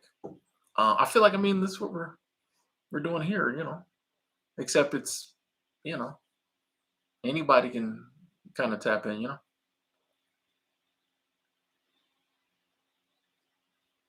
Nitra, I agree. Social media can be used for good. You find your biological father and mother. Thanks, Facebook. Okay, okay. Glad to hear that. And I think our problem with social media is, like I said, we're just like anything else. You dangle something shiny in front of us. "Ugh." So when they put it in front of us, we just went, all in. And I think that's why so many people are cutting back on social media, not demonizing it, but like, oh, I might have been too involved in it. You know, After 6 years on Facebook or more, you're like, okay, maybe I don't need Facebook every day. Uh, Not demonizing Facebook, saying it's the mother of all problems, but it's just like, okay, if we had went into it like, okay, I'm only going to be on the apps 30 minutes a day. If we'd started that way, we probably wouldn't be getting off it now. But there was no thought of, for real discussion, as far as I can remember, about limiting your social media use. It was just like, oh, it's here, and now it's affected us, and we're like, okay, maybe we should rein it in some. But I think that's what happens with pretty much every technology. We just go all in, and then in hindsight, we have to reel it back in. Like I talked earlier about, like cigarettes. It was decades before, like, they was like, wait a second, this might be killing people, and they're addicted. Young. I have not worked and lived abroad. No. By the time I got into this work, I was over 35, and a lot of the work visas wanted you to be under 35. So I've never worked abroad.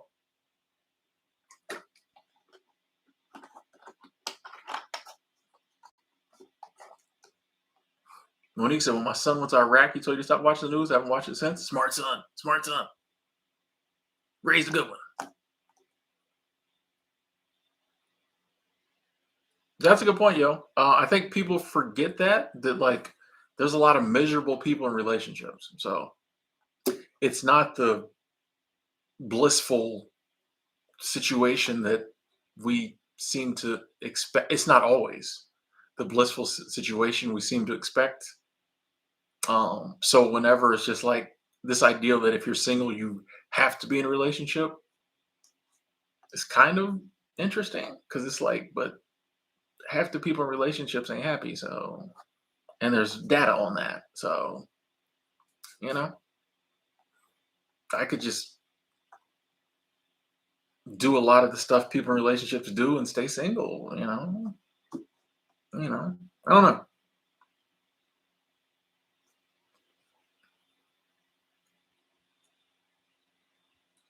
Ellie had a great weekend. Had a great weekend. Didn't do much, which was great. Talked on the phone with some friends. Took some walks. Yeah, it was good. Watched a lot of sports. Oh, I watched a lot of sports yesterday. I watched a lot of sports yesterday. I watched about 5 basketball games, 2 softball games. I got aggravated because some of the people who upload the games on YouTube were being crazy with it. It's free. They up anyway. I had to reel myself in. I'm like, Tim, you getting aggravated over sports that someone's allowing you to watch for free. Anyway, that's all I did yesterday. Really, with sports. Loved it. Loved it.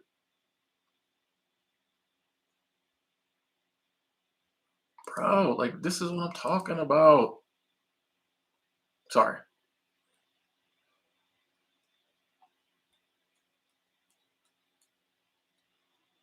Elon Tusk, 1 year sober. Oh, nice, nice. Congratulations, congratulations.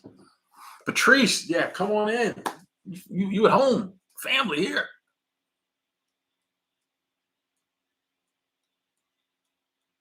Chantel said I decided to be celibate and single for 6 months. It's been 5 years. Go. Peace has been amazing. Not willing to give that up. Hey, see, I just love hearing examples of people doing the opposite of what other people view as the norm and enjoying it. It's like, nah, I'm good. There's positives that come with being single. Praveen closed all your social media except YouTube. Keep that YouTube open. Unless that's, getting to you too. Electric Throne. I am in crypto a little bit. I'm more into crypto when I have more disposable income. But I do believe that there will be most crypto will disappear. This is just my opinion. Take it for what it is. It's just some weird guy on YouTube's opinion. But I think most coins will disappear. But I think some of the, Bitcoin, Ethereum, some of the bigger ones I think will stick around. So yeah, I'm very bullish on crypto. I think Bitcoin will hit 100,000 one of these times. Yeah, yeah. Uh, Beatrice, I think passive income is one of those words we band about that sounds great, but if you talk to most of the people who make passive income, there's a lot of work involved. Like you're gonna have to do the work, either upfront or in the back end. So I love the idea of passive income. I don't know if it's possible. Like one of the best passive income opportunities is content creation, and that's a lot of work. But like, or work, I should say.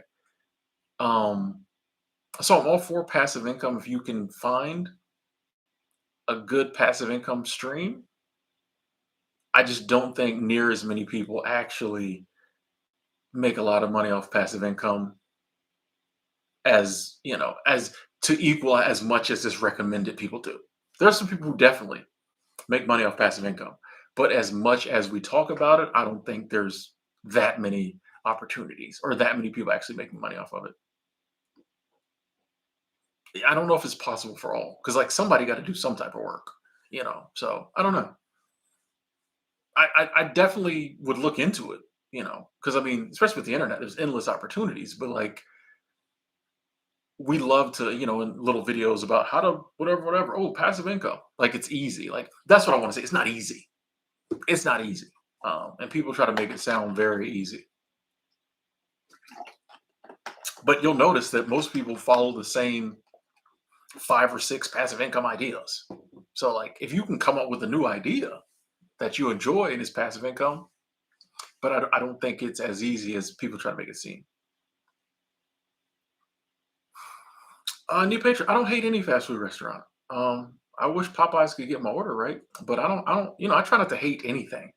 Like, I love everybody. Some people I don't like, or I don't like. I hate their behavior, but I don't hate no. I try not to hate nothing. Like, it's a very strong word that I don't feel I need to use. I can dislike something and that be fine. Like, I don't have to hate it. So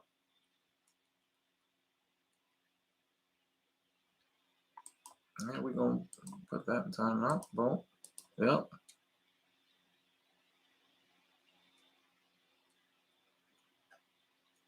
Oh, okay, Fisky. Hey, yo. Oh, congratulations on the new job, weight loss journey. Got a lot going on. Glad to hear that. Glad to hear that. Glad to hear that.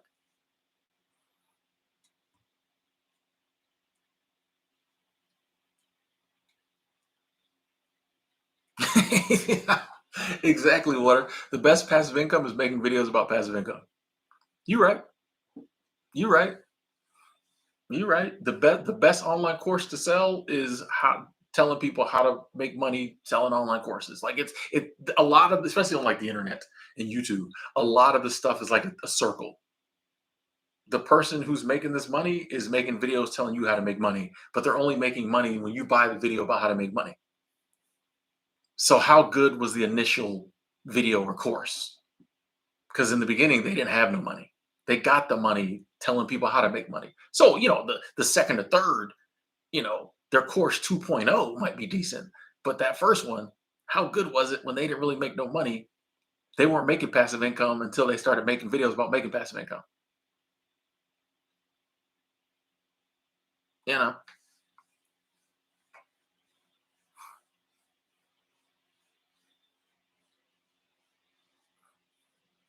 yeah, but rental properties aren't passive income either. Like that's definitely not passive income. I don't know anybody other than people on the internet um, who who have rental properties, and I know people in real life with rental properties who would call it passive income. I used to work for a guy who had quite a few rental properties, and we was always over there doing something. It was not every time I go visit him now, he's like, yeah, that property, that like it is not passive income. Like I don't, yeah, these people on the internet, yeah, they make it sound very passive. Oh, I got these rental properties, just so and so. But the people I know, they always doing something. They always got something going on. They always having to go get their money. Like it's just, yeah, yeah. Could you get it set up where it feels passive? I'm sure you can. But yeah, I don't. Yeah, I don't know anybody who I know who does it who would refer to it as passive. Andrew, hey, if you love yourself, that's all that matters. Do I think such a thing as being too positive? No, no. I don't think so. No. It's like, is there such thing as being too happy? I don't think so. I think that like when people say toxic positivity, when we get all the negativity about the world, then we can worry about positivity levels. Personally, that's my view.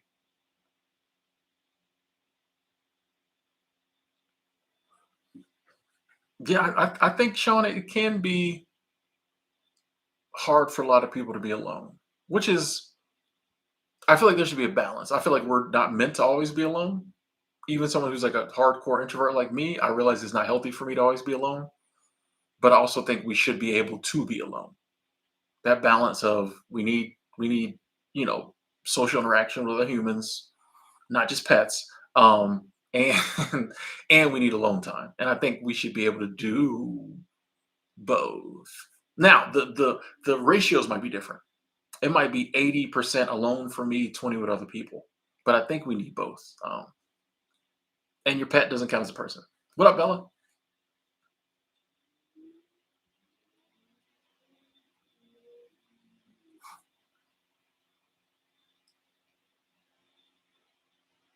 That's true. Stocks can be passive income.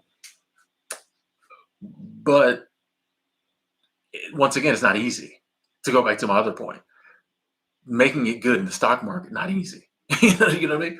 Um, no, I guess you could put it in funds or whatever, the boring stock marketing. But once again, too, you need large amounts of money to get decent amounts of, if you put it in, from my understanding, you put in something safe, it takes longer to make any money in the stock market. So you need chunks of money to do that.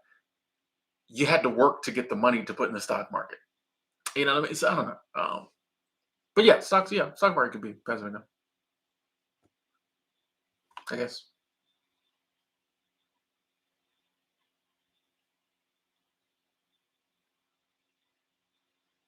Yeah, a lot of the passive income ideals. Like if you watch a lot of those passive income ideals, they're all the same stuff. Somebody just watched somebody else's video and then made their own video, which I'm not knocking the hustle at all because all the financial videos make bank. They make way more. Their CPMs are way higher than mine. They make bank. So I'm not knocking the hustle, but it's just like how many people are actually watching those videos and doing it?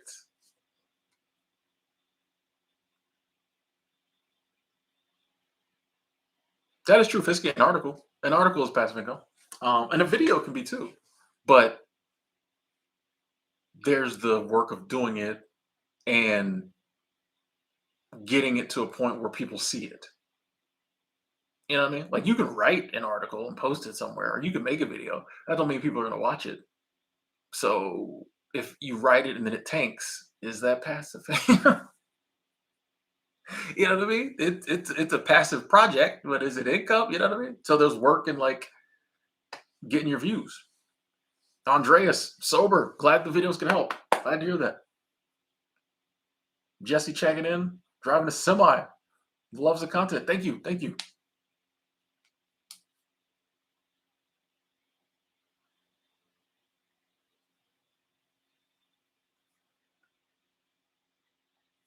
That's a good point, Kay. Everything requires work. You have to decide what kind of work you want to do.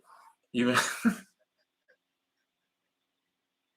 even trying to finesse a man is work. Oh yeah, yeah. Especially these days, men ain't taking it no more. Um, that wasn't a diss at women. Women ain't taking it no more either.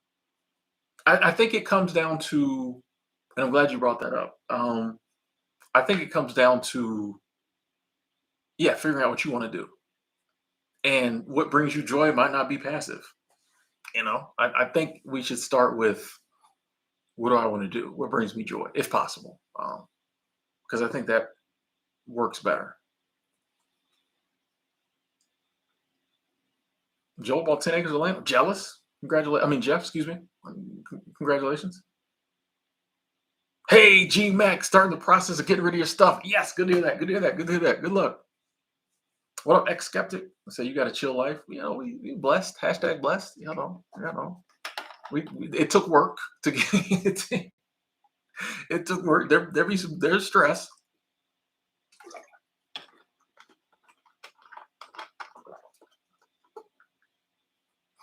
Oh, you finna do rabbit farms? Okay, okay. I see you, Jeff. Do I think loss of religion ruin relationships? I personally no. I'm not a religious person, so I don't think so. Because I feel like you can have a relationship with God without religion, but that's my opinions.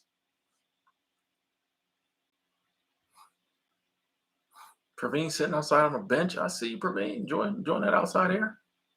Matthew's car free lifestyle's going good. Um, I will admit there were some things I didn't think about until I started living the car free lifestyle again. But we here now. So, and I'm not. If it was like, and I'm looking down the line to like, okay, when I decide to buy a car again, I'm definitely not like, oh, I need to get a car now. So, but there's some things, but yeah, I didn't really factor that in. You know, it's a little different than when I was car free before, but we still making it work. I took an Uber to the mall today. What up, Lee Smith? Good to see you. And C, good to see you too. Fulgrim Timmy, been a minute. Checking in. INN. Okay.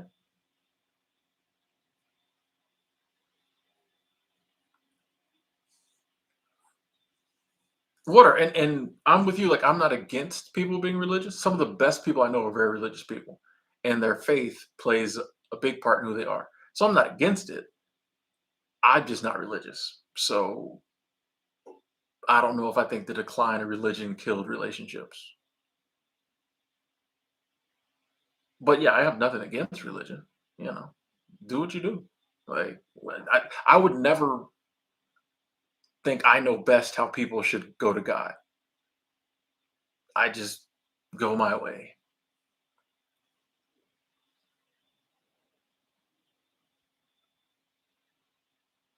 Yeah, Matthew, we no matter what, we make it work. So yeah.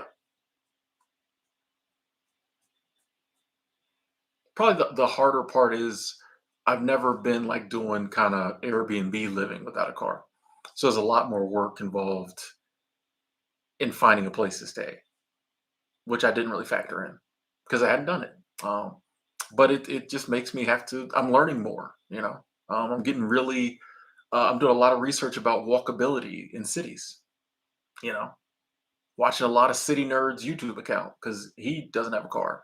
So I'm just learning more about public transportation, bike paths, crosswalk signals. Just learning about the walkable cities.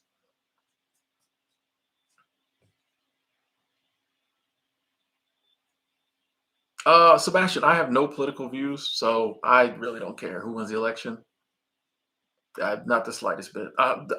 The less I hear about that, the better I'll feel. So, yeah, I mean, respect people who are into politics. You know, I just don't care. Praveen, thank you, thank you, thank you, thank you. Super chat squad, thank you, Praveen. Said, hope you're doing well, Tim. Wanted to super chat on my paid break while sitting on a bench while sitting outside on the bench. Okay, already got 18,000 steps today. Praveen, you getting it in? You getting it in? 18,000. So what are you doing? What you doing down there at the Weekmans? You walking back and forth in the office? I'm messing with you, Ravine. I appreciate it. Thank you so much. Thank you. Enjoy your outside paid break. Okay. I like that paid break. Let's go. Ravine takes his paid breaks. I know he takes his breaks. Silver, if I was stationary somewhere, maybe an e-bike. I'm not a big biker anyway. Um, may if like if say I got an apartment somewhere, then maybe I might get an e-bike, but I can't take it on the plane. So yeah, or put it in the back of somebody's Uber. So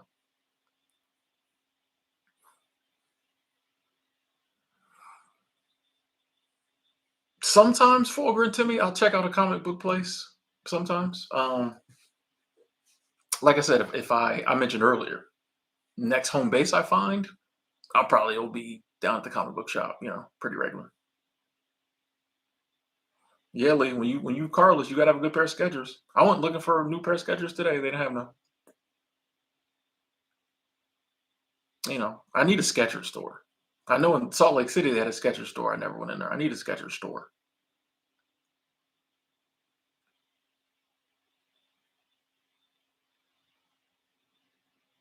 You tried to ride your bike, but it was hailing, Sue. And Kevin, I agree. If I thought who we elected as president really mattered, maybe I would care more. But it just seems to me no matter who we elect, it's not like we ever seem to have a win. Like, you know, these days, even the people who voted for the people are like the honest ones. The zealots are always gonna, whatever. But most people, all the last elections, I heard people say, "Yeah, I voted for him," and I don't know. So like it just, I don't know. It's, I don't know. Bryce, I don't know. I'm excited to figure out where my next home base will be. I've been researching. I've been researching. Most walkable cities in America, cities with the least amount of crime. By the way, Arizona. I imagine most of y'all don't know this. Of the 10 like most crime-free cities in America, three of them are in Arizona. Shout out to Arizona. I thought they had more crime. I thought Arizona had more crime. Stuff like that. Like it's crazy. Someone who travels as much as I do. Had never Googled that, I don't think, or really looked into it. So many things I just never Googled. Cities with the lowest cost of living. Now, the problem with that list, cities with the lowest cost of living, is it put a lot of like, you know, smaller towns you wouldn't want to live in. So there, there's a couple spots in, Huntsville, Alabama. I'm like, I'm good. I'll pay extra. I'll pay not to live in Huntsville. I'm joking. But you know what I mean? There's a lot of cities it's like, but you can Google this stuff. We can Google this stuff. I just never done it, so I'm start Googling now. We're gonna do research.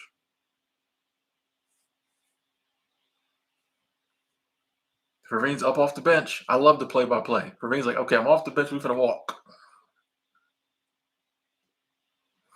Any chain restaurants I enjoy once in a while? Yeah, I'll go to the Chili's.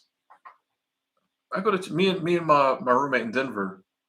That was our spot. We go to the like, he'd be home, I'd be home. Like, you want to grab lunch? We go out to the Chili's. I do Chili's.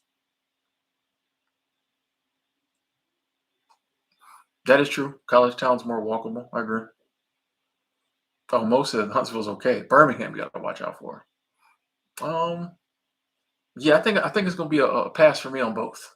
I just don't want to live in the southeast. So, oh, Warrior, you live in Huntsville? Okay, it's gorgeous. The people are friendly. Really, I might actually like it. I don't know. I'm not opposed to visiting Huntsville. I just don't want to live in the southeast, but I'm not opposed to visiting.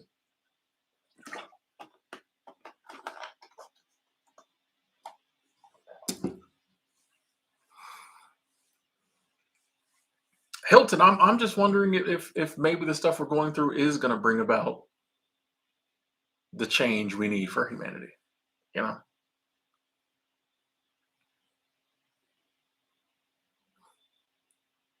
that's a good point, Iris. And yeah, that's the politicians do what they do, but then the people. I remember, the last time around. So that's what I said. If I can get through this election cycle without having to deal with all of it, then I'm not. I'll be happy.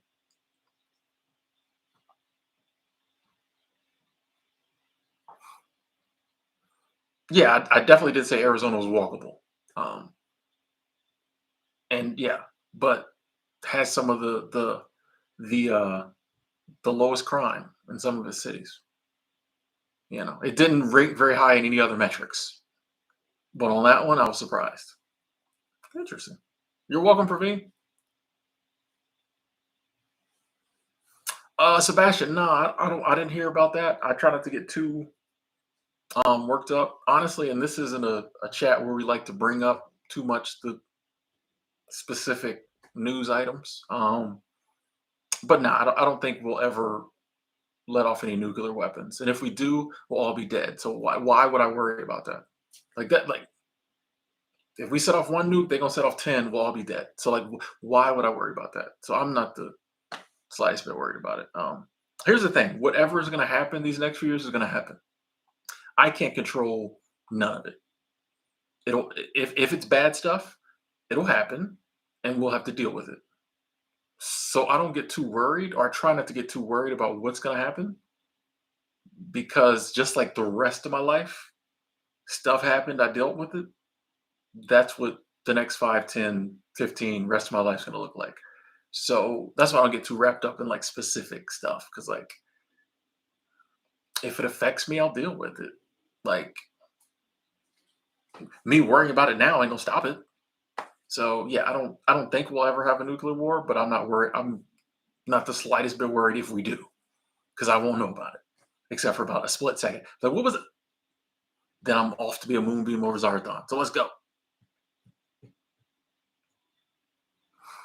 Dylan, I do think the lines between artificial intelligence and human intelligence will become blurred, but I'm not bothered by that. At the end of the day, it's all human intelligence. So if we created AI, so I'm not worried about that.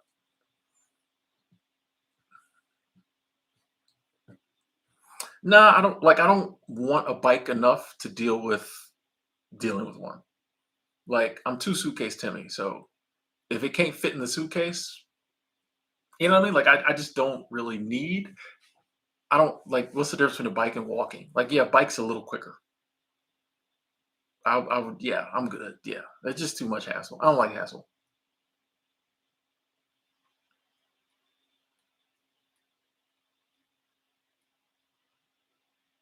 Angela, how's it going?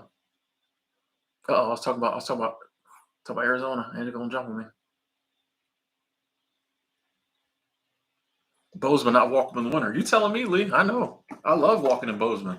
Soon as the wintertime hit, nope. Hmm.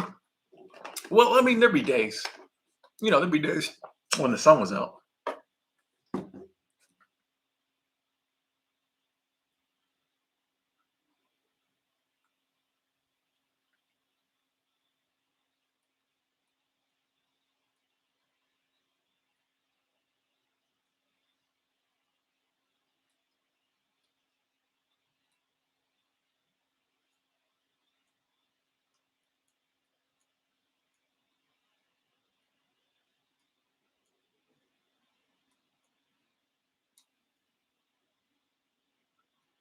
Though the captchas are getting to be a pain. Well, I mean, it's a necessary evil. You're gonna be glad they're a pain when bots are trying to log in all of our accounts all the time. DC, I don't know. And honestly, I was actually telling a friend of mine yesterday, is like, I'm not drinking caffeine, but like, because I'm planning on seeing her soon, and I was like, but if me and you hang out and we go have coffee, I'll have a coffee. You know what I mean? So I'm not doing like total abstinence like with alcohol, but with caffeine, it's just like I don't want it to be a part of my life, like my daily life. And if I'm hanging out with friends, they're like, "Oh, want to get coffee?" Or it's been 3 months, and I'm like, "I'm gonna have me a soda." You know what I mean? Like it's not gonna be like no caffeine, but it's just not gonna be something I do on a daily basis anymore. And I'll probably rarely do it, but it's not gonna be like never any caffeine. Too cool for high rules. Has everything changed? I don't feel the same. And when we talked about that, I think so many. I've never seen, even in this chat, I've never seen so many people say that. There's a time when people would have been, if this same chat, 2019, people would have been like, "Yeah, things are different," but now everybody's like, "Man, I don't know. I don't feel the same. World feels different. I don't know."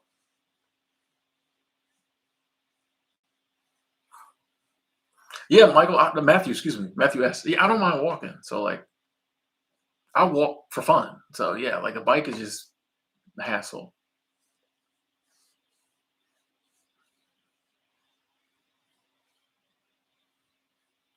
What do I think of the headsets people wearing? I don't know what headsets you're talking about, Lee. I'm I don't know where you at. Where you at?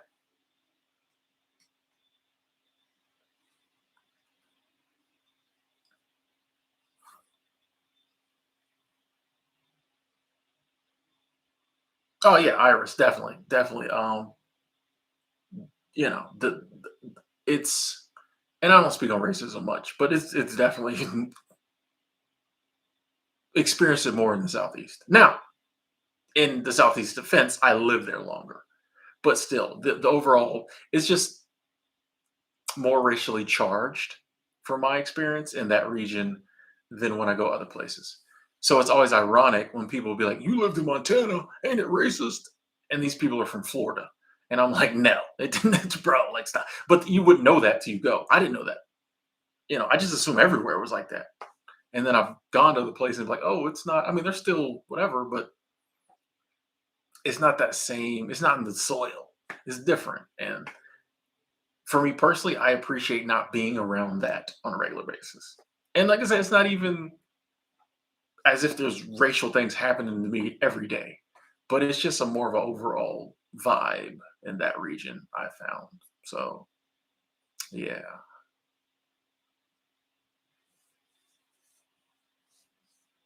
that's another thing too. DC, it was like I can afford to buy at Starbucks, but like it'll be cool now that I've decided I don't want to keep that money.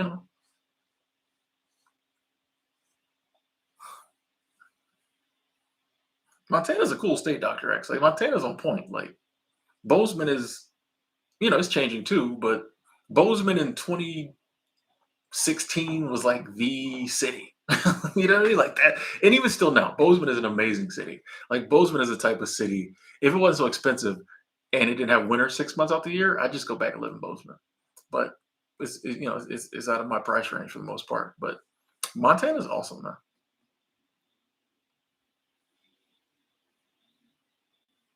Hey, Sebastian, grateful for that Royal Caribbean cruise. Let's go.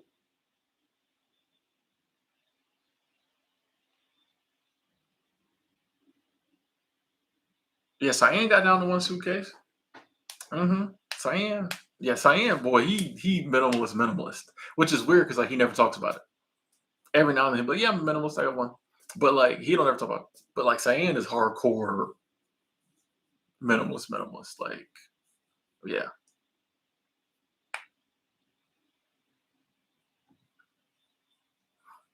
That was-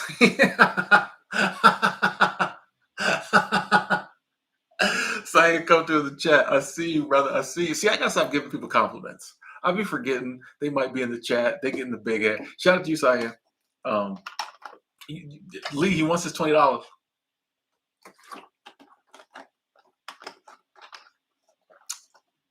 Angela been to Montana is cool. You see how minimal Cyan is? He just put yep. Anybody else would have went. He just put yeah. He minimal with his words.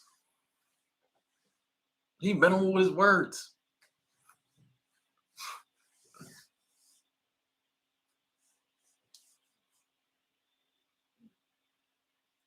Let you know how much money I saved in a couple months from coffee. I won't know. I won't know. You know, I never tracked how much I spent. So like I won't when I'm not spending it, I won't know how much I didn't spend. You know, I mean I could guesstimate. $4 a day. What's that? 120 bucks in a month or something? 100 bucks a month, something like that. Oh yes, 24 hours. And just they saying his money. Hey, hang in there, Ted. Keep it going. Keep it going.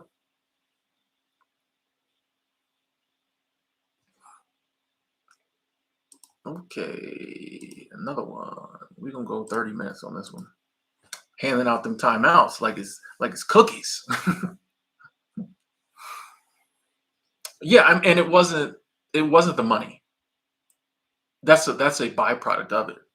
Like, yeah, I know I can. The problem is when I make coffee at home, I drink too much of it. I just drink it all day long, and like I said, it wasn't the money. Yeah, can I use the 120 bucks a month? That's cool, but like it wasn't like it was breaking me. The problem is I don't think caffeine is healthy for me. I don't think drinking a venti with 4 sugars or an extra large from the Dunkin' Donuts and then coming home and sitting on my computer and getting all that is good for me. Like it's not. Anything that gives you energy quickly is not good for you. Think about this. The things that give you energy quickly are almost never good for you. In fact, it's the things that drain you of energy that are usually good for you. Ward University is in session. Things that give you energy quickly, bad for you. Things that like drain you of your energy, usually pretty good for you. I just put this stuff out here. People can do what they want with it. I just serve it up. And I don't like the ideal of being addicted to anything. And so that 2024, the goal is stuff that I've struggled with, we're getting rid of. And we're doing a great job of it. I'm so proud of myself because I don't like having any addictions. We got to get them up out of here. So that's what I'm saying. Like with the coffee, if once a month, twice a month, we decide, oh, I'm having coffee. Like I like when I'm traveling, about to get on the plane, I like having a coffee, at the airport. Nice little coffee, at the airport. Cool. I'm going on a trip, I'm gonna grab a coffee. But this every day have to have it? No, we're not doing that no more. I'm telling you. No, we're not doing that. We're not doing that. What up, Patrick Bateman? Good to see you.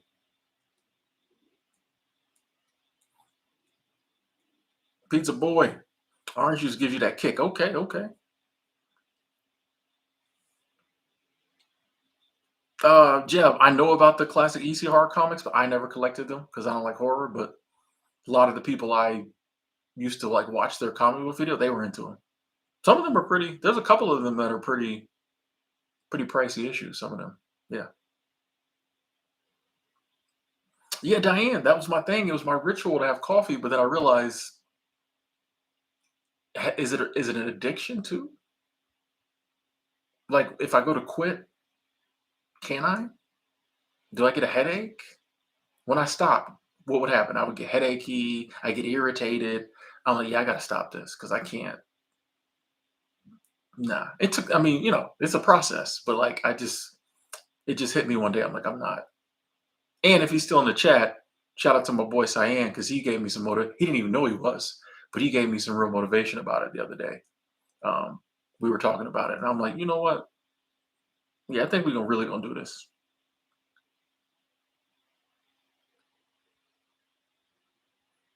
Angela, that is one thing on my list is to convert the. Thank you for reminding me. Convert the hoodies to t-shirts because it's about to be springtime, except for Montana, up north. But it's about to be springtime, so yeah, that's the. I plan on doing that soon. Oh, LA, you was Lurk Squad? No, okay. Appreciate you coming through and speaking. Thank you. Thank you. For years, okay.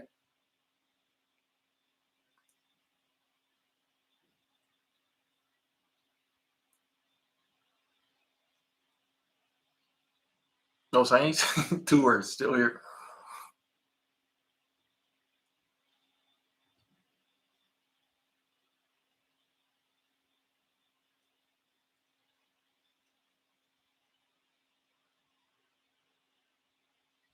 I said, what drains you? Expand. I didn't use the word drain. Did I say drains? That sounds dirty. What drains you? Expand? Come on now. Come on now. Yeah.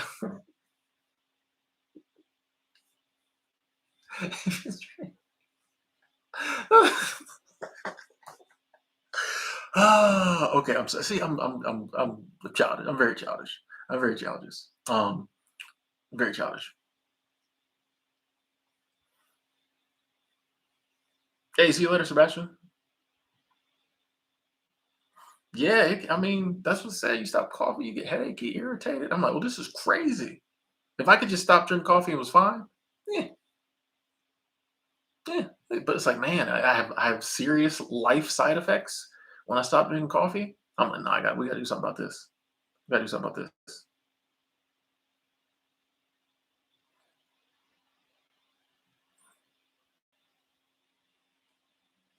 Yes, I heard about the art.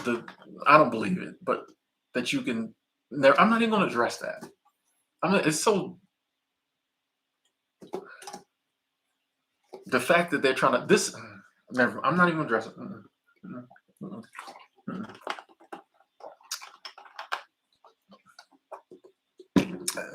I'm not. No, we're not gonna go there. You're not gonna go there. If anyone genuinely believes you can OD on water, if anyone genuinely believes that you can OD on water without knowing that you're ODing on water, come on now. To drink enough water to OD, you will know you're drinking that much water. It will. I guarantee you, you'll be like, "This is probably too much water. I'm feeling crazy right now." But that's another example of the news just comes up with some story, puts it out there, and suddenly everybody's scared to drink water. I can't. It's okay. All right. All right.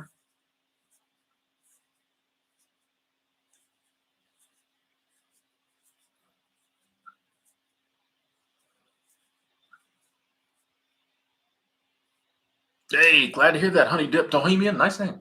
Um, stop eating meat for 15 months. Oh, stop drinking coffee 2 weeks and went right back to it. That's crazy. As you go 18 months, no weed, no drinking, coffee, right back to it. Um, I'm telling you, caffeine is one of the addictions that we don't talk about. And I'm not saying anything's wrong with drinking coffee, do what you do.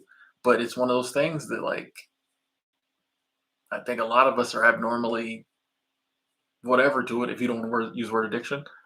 And no one really wants to talk about it.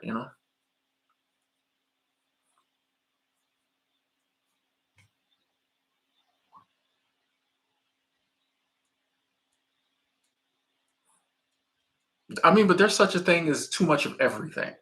So that's why it's crazy to me when people bring up water. There's such a thing as too much everything. Why are we not bringing up, hey, if you wipe your butt too many times with a paper towel, it could be crazy. Don't OD on butt wiping. Be the worst scab ever. You know what I mean? Like this is I'm saying there's some obvious stuff in life. Like, have we got to that point where everything we have to put a disclaimer on? Hey, stay hydrated, but don't drink too much water. Stop, bro. Like it's nonsense, in my opinion. Anything too much of it'll kill you. Water? Okay, okay, all right, yeah, okay, okay. Oh, I didn't even see you. I didn't even see you, travel stack. I saw someone was like travel stacks alone. I'm like, I was like, where's she at? Where's she at? What up, travel stacks? Always good to see you. Always good to see you. I see you. I see you. I see you. That's crazy. All my friends coming in tonight. Cyan came through. Travel stacks came through.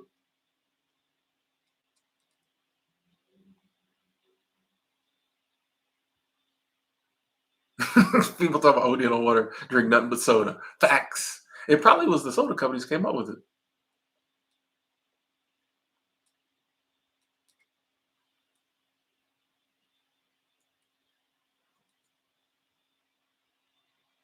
Yeah, it probably was the people down there at the Sprite. Hey, we got people ain't drinking Sprite no more. Had a big board meeting. People are not drinking Sprite like they used to. Our numbers way down from 2019. What can we do?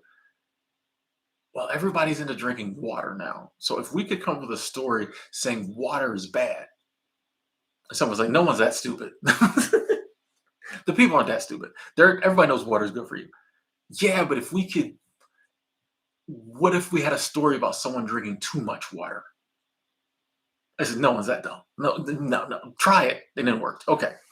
Okay.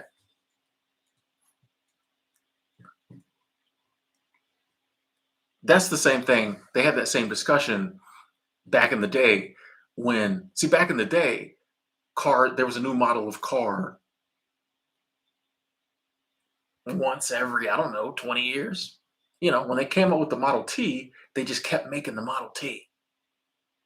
People liked the Model T. The Model T drove good. They just kept making the Model T. Now they put seat belts in it and horns and stuff, but they just kept making the Model T. You make a car, it runs good, you keep making it. Then someone came along at the board meeting and said, hey, we need to sell more cars. And they're like, we'll come out with a new model every year. And everybody was like, no one's that stupid.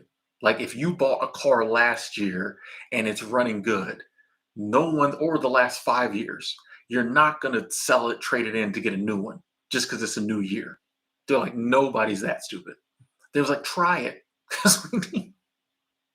because we need to sell more cars. And it worked. We are that stupid. We are. Oh, you got a 2022. Yeah, it looks great. It runs good. Perfect. But have you seen the 25 model? You just have to, I think, if I ever ran a company, I would just come up with the craziest idea that would make us a ton of money and try it. People go for it.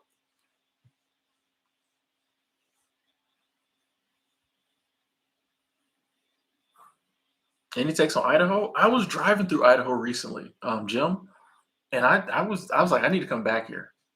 Yeah, Idaho looked promising. And you don't hear too much. Boise, yeah, is getting Boise's basically California now. But not saying that's a bad thing. Boise gets a lot of people, but other parts of Idaho, I was like, man, Idaho might be something.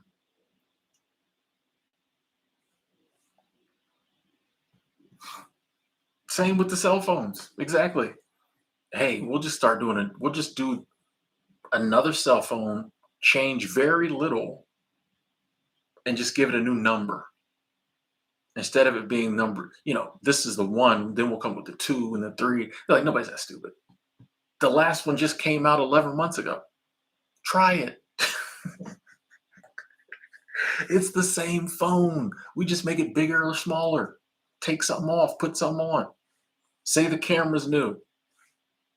We don't really even have to change anything. People will buy it. $1,200. It's what up, Adrian?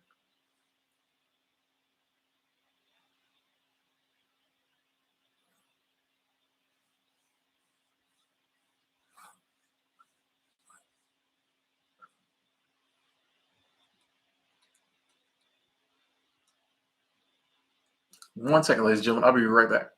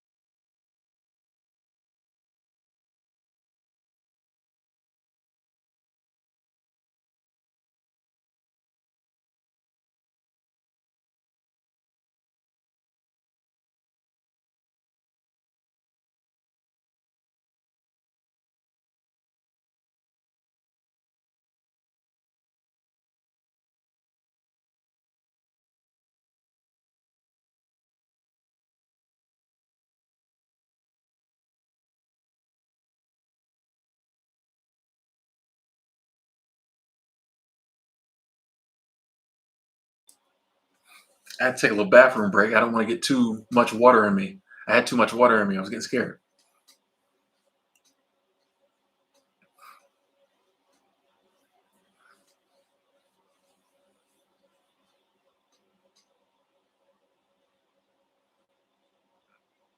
I wish I had some chicken wings. I ain't got no chicken wings today. I got Chinese food tonight. Got Chinese food tonight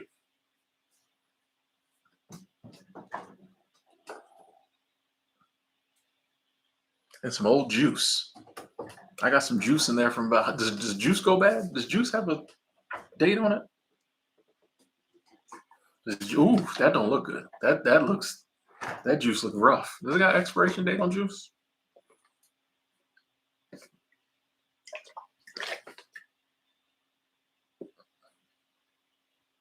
Best if used within 7 to 10 days after opening.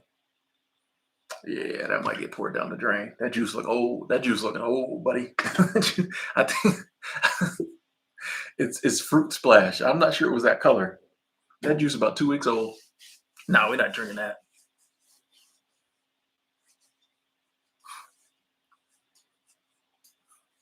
No, we're not. Well, yeah, I don't know about that. Actually, I'm gonna pour that out right now,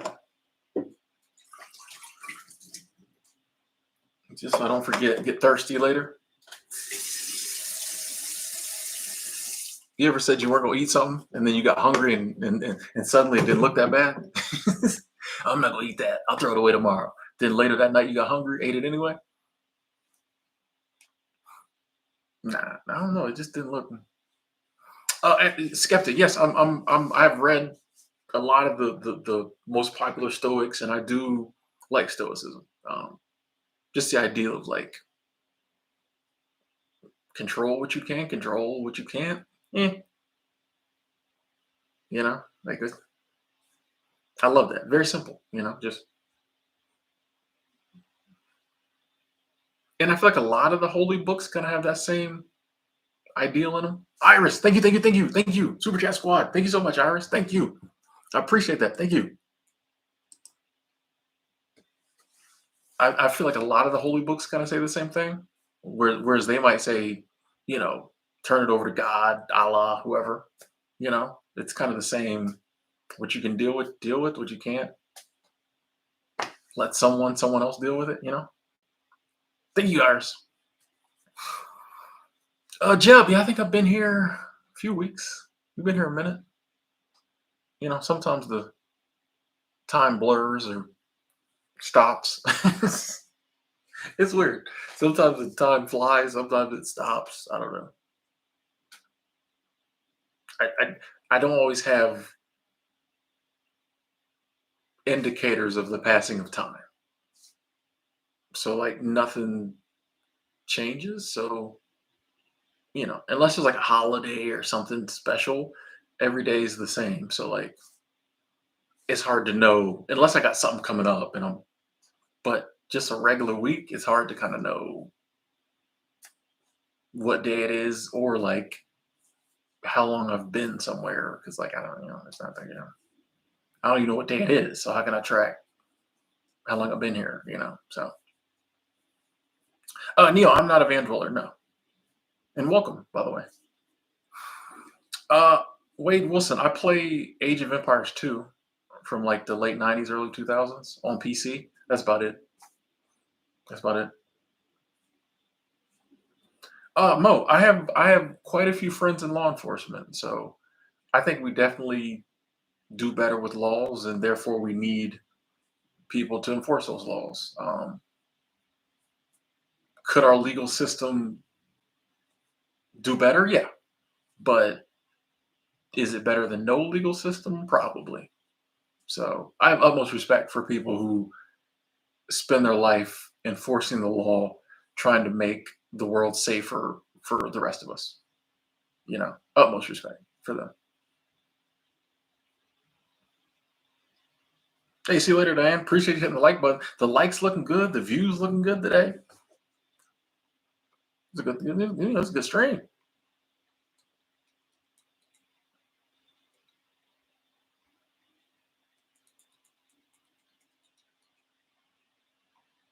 Yeah, Ryan Holiday. He's one of the YouTube Stoics. Well, he's bigger than YouTube, but yeah.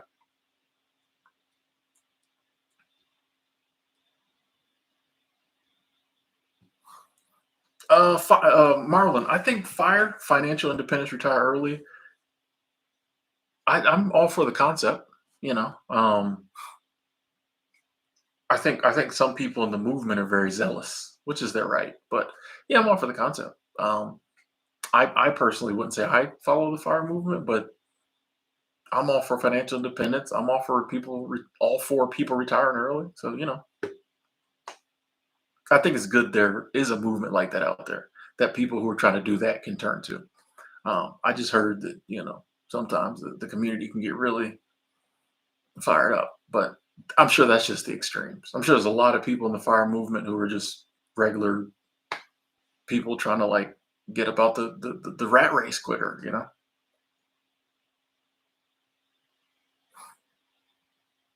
I never trained in any martial arts. No, I do believe in free will. Yes, I do.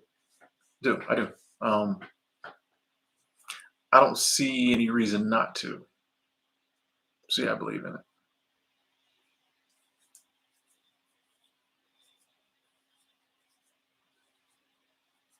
Andrew, you ready to go? Ready to get up out the apartment? The expensive hustle, stressful culture, stressful hustle culture. I feel you. I feel you. And I think you're not alone. I think so many people's like, man, I don't. I'll give up some of these comforts just to get rid of some of the stress.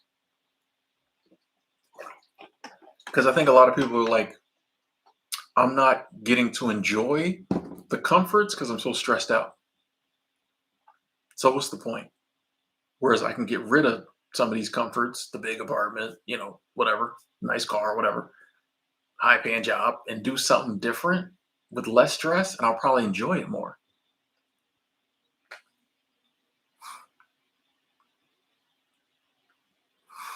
Uh, Wade Wilson, I really don't. I have some ideas of some things I might want to do with the live stream, but they're not set in stone. So I don't know my summer plans yet. So um, I don't know if there's going to be anything new and exciting on the channel, but we'll still have some fun topics to talk about.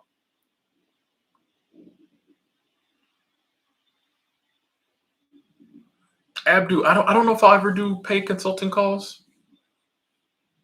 I played around with like just taking some calls, and I just don't know if it was for me. Maybe it'd be different if I'd been getting paid because it was just like free calls. But I don't know. I'll never say never, but like I just don't know if that's my lane. And it's a matter of, is that something I really want to do? You know, I feel like if I'm being totally honest with myself, if I did that, it would be 80% for the money. So, and if I don't enjoy it, You know, I try to do things more because I enjoy it. At the least, I want it to be 50-50. 50% I love it, 50% for the money. Anything over that is kind of because I won't want to keep doing it, because I'll get bored.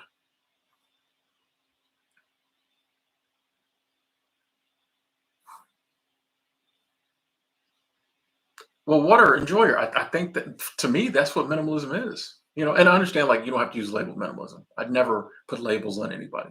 But like to me, that's what minimalism is. Like you have stuff you use and that serves you, and maybe a little extra stuff you have because you like it. I just think that's normal. Like I think we all would be happier in that scenario. It's telling that we live in a society where that's weird. When you say, "Oh, I just want to have what I need, use, and maybe, a little more just for, and people are like, what's wrong with you? That's telling. You think that would be normal. It's like, why would I want all this crazy extra stuff? Because that's how you show you're successful. Like that just shows you how weird society is. Going and conquering the world, having a legacy. I'm good. I'll let other people do that.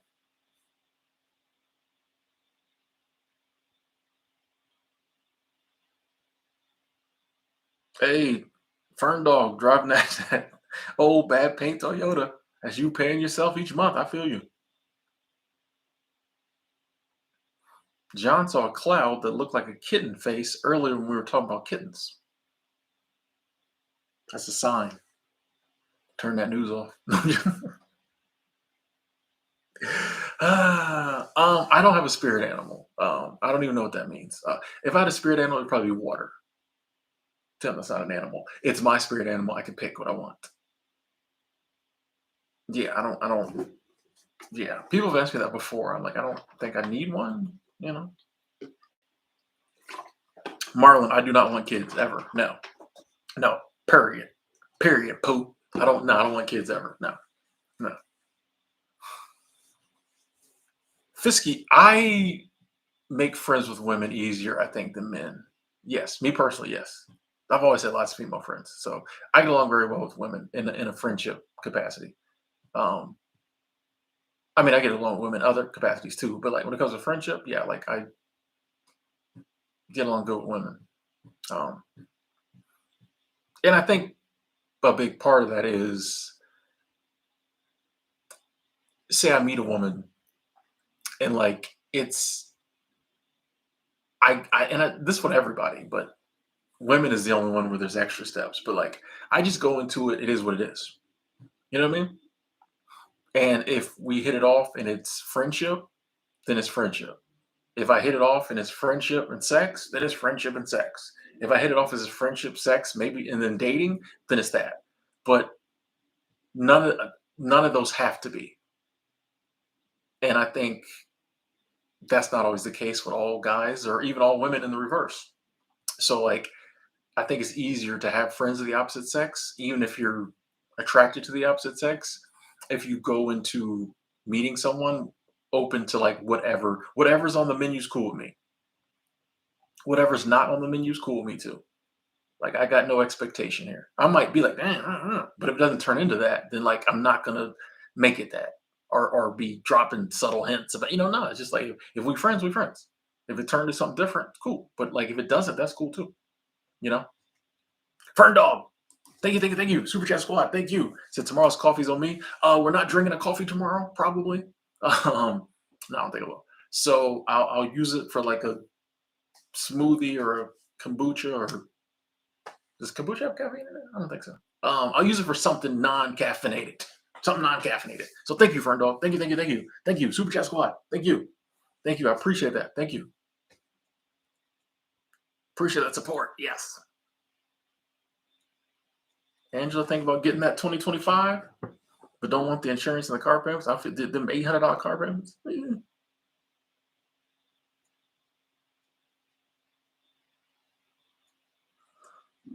I almost never become friends with their significant others. No, no, like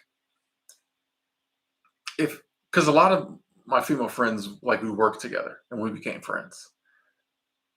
I really got no desire to, you know, why do I need to like if we, yeah, I don't need to meet your husband. Like, and some of the I've met, I usually meet them, you know them, but it's not like, and some, you know, I have like my friend. I got a friend. Her husband is we like. It's funny when we all went to brunch one day, and I could tell he wasn't really he didn't get me, and so like we weren't really cool that time. You know, he said some things that I thought were I thought he was coming at me low key, but you know it was cordial. And then we went to a wedding together, and like now he's my guy. Like anytime I'm gonna hang out with her, and I'm, oh, is he coming? Like, you know, so it's not a no. If their significant other is like a really cool person, yeah. But most cases, like I have no desire. If me and you are friends, like we're work buddies, I don't really need to meet your husband or your boyfriend. But if we do, I'm cool. But like, yeah, you know, I don't because you know it's dudes.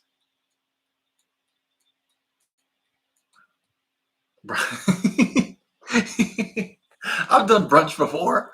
I've done brunch before. You know, once again, it was their choice though.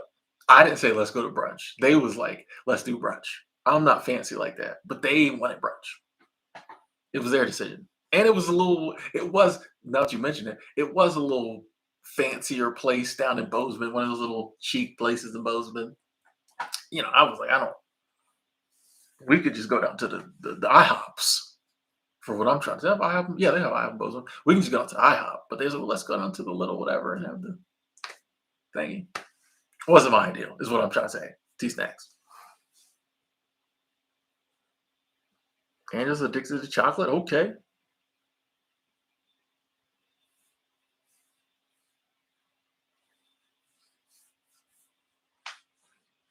Yeah, water. it is a, you know what I mean? Like, it is, yeah, it can be a weird, so I think it's easier, like, you know, if we, I don't know. I just be trying, but I'm the same with my male friends and their wives. Like, I don't need to be friends with her.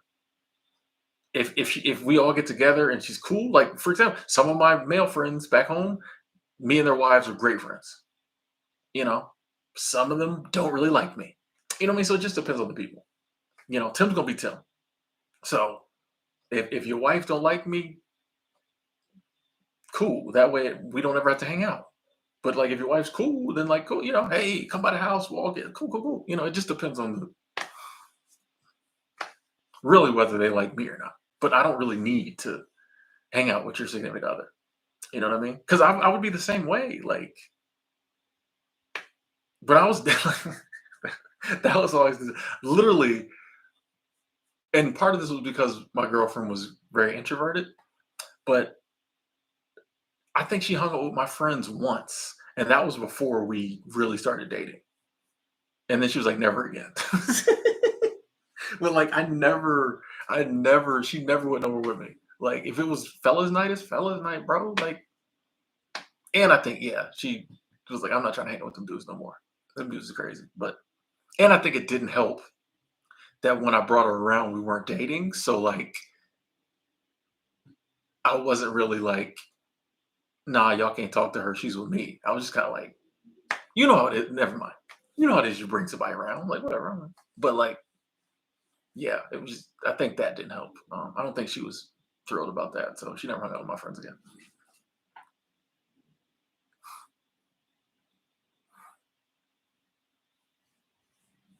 I feel you, Andrew. You know that being a minimalist coupled with womb to tomb, I know for me has been so relaxed. Like it's just because like I don't have a lot of stuff to worry about, and I don't have a lot of stuff to do. I hit my hand on the counter. Um, so yeah, you know, I just gotta me and my little two suitcases, you know, and I just gotta womb to tomb. Like it's really not a lot going on, you know. I mean, there's still stuff to figure out in life and all that, but it's so much simpler when I think on it from that concept.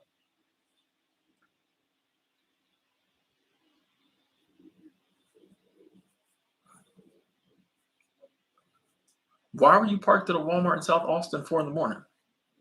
That's the, oh, you sleeping overnight? Chicago got beautiful weather. Okay. Cocoa bean. Thank you. Thank you. Well, I got to trim it up. Actually, when I finish here, I got to trim it up. Johnny, glad to hear that. Glad to hear that. So my anxiety goes down every time I listen to your stream. Keep it going. To hey, we plan to. We plan to. Hey, if it's especially in today's world, if we can, lower people's anxiety, that's what it's about. Because it lowers my anxiety too. So yeah, we're gonna keep going. Good to see you.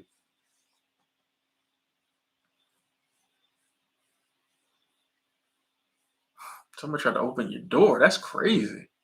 Well, at least if you in the car, you can drive off. Is South Austin danger zone? Is South Austin, or is it what's the good part of Austin? That's another thing I'm learning researching cities. Like there be certain parts, there's certain parts. People be like, oh, it's a great city, but don't go on the east side. No, okay, good to know. Good to know.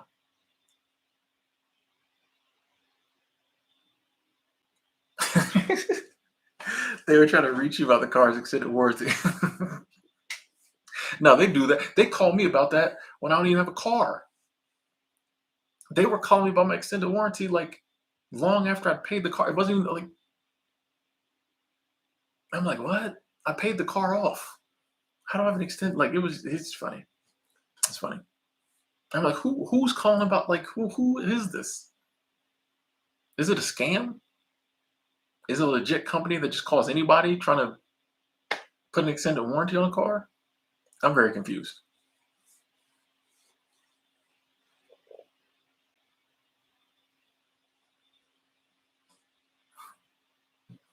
DVM. I don't celebrate birthdays, so I don't say happy birthday.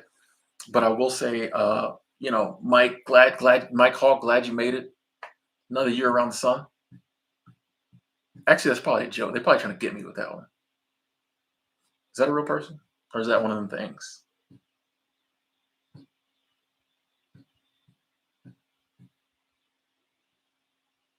Tucson's like that. Some areas, multi-million-dollar homes. Others, people living on the street. Okay, it is one. Okay, it's a stretch though, because you can say Mike Hawk. Some of the other ones are better. Some of the other ones are, no matter how you say it, it sounds like something crazy. Um, that was a bit of a stretch. Still got blocked, but that was a bit of a stretch. Brand, there is no amount of money someone could donate to make me break sobriety. I promise you that. You could show up with a suitcase with $1 million in it. I promise you. On my mom and them. Actually, I don't like to put stuff on my mom and them. On my nephew them. uh, nah, nah. Two reasons. One, I said I wasn't gonna drink again, and I'm a stubborn SOB. Two, you not gonna make me do anything I don't want to do with your little money. You know what I mean? Money wouldn't be what did it. You know, money would not be the way to go. Promise you. I'm cool. I can work. I'm good. I don't need your little money. What would tempt me, and it would, and I still wouldn't do it. But the thing that would probably come closest would be, out on a date with a beautiful woman, blah blah blah. Yeah, and yeah, that would make me be like, man, I really want to drink right now. If it was that type of situation, that might be a time where I would be like, hey, I still wouldn't do it. And like, no woman I'm gonna hang out with would even tempt me, because everybody knows I'm sober. But that would be something that could get you closer, and I still wouldn't do it because even then I'd be like, you ain't got nothing that's gonna make me drink, so calm down. But money, nah, that's the wrong way to come at me. It wouldn't. No, no. Would I care about $1 million? Like, I'm not. I'm telling you, no one believes me. No one believes me. I'm stubborn. I don't care. If I say I'm not doing it, you not making me do it. I'm telling you. One day I want someone to do that just so I can prove it.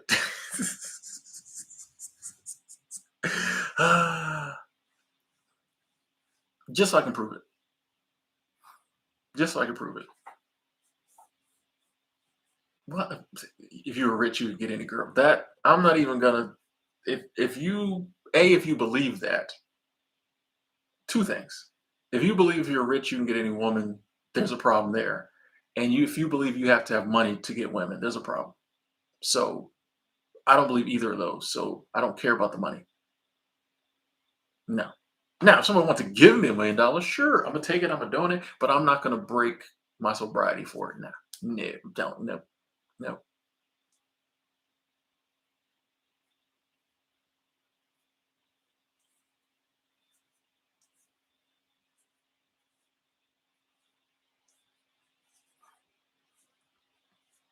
Ricky, I genuinely, you asked what fueled me to keep making live streams.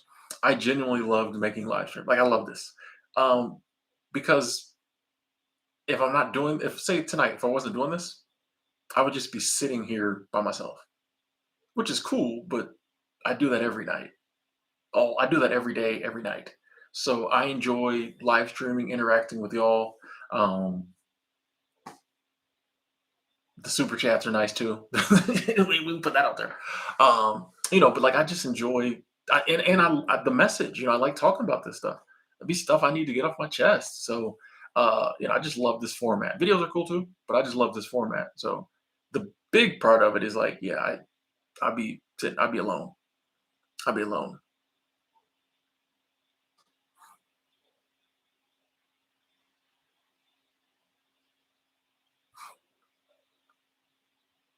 That's a good point, Water. Like nobody, if you get somebody who's just attracted to the money, is that someone you really want to be dating? I never understood. Karen, how you doing? Brooklyn in the building. Produce. The title we're just talking about. I gotta remember what the title was. Oh, I think if you know, you know. Like it's asking the question. Anybody else feel like everything's changed? Honestly, I feel like that's pretty self-explanatory. Perhaps if you're not feeling like everything's changed, it might seem weird, but most people are like, yeah, I get it. A lot of people got it. Yeah, I mean, there are specific areas that we can point to and be like, yeah, things are changing, but it's really just more about that overall feeling of like the world seems different now. Things have changed. You know what I mean? DT, what up? What up? What up? Long time viewer, recent subscriber. Hey, you knew you're doing something right when people finally like, I'm gonna subscribe. Appreciate that, DT. Oh, found me from the Living Within Your Means video. Nice. Well, that one these days is going on about 3 years old. Okay.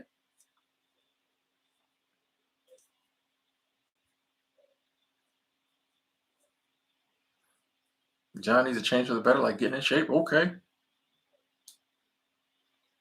You might be right, New England. We might call these the good old days. I think we'll say, hey, this was the beginning. You know, I think a lot of it started 2020. But I do think we will get to a point where we've worked through all this, whatever it is we're heading towards. I'm very optimistic. Things might have to fall apart for us to bring them back together better. Back together better. There's a lot of problems we've been facing for a while. Maybe this is what we need to go through to get them addressed, get them fixed. You know, that's typically how the universe life works. So I'm optimistic that, come 2040, I don't know, or whatever, that like we'll look back and be like, oh, yeah, those times were interesting, but look what came on the backside of it. Pause.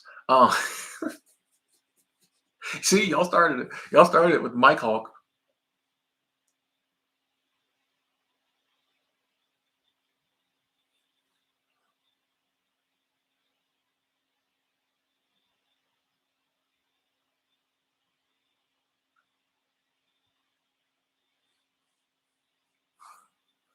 What I consider a great day versus a regular day.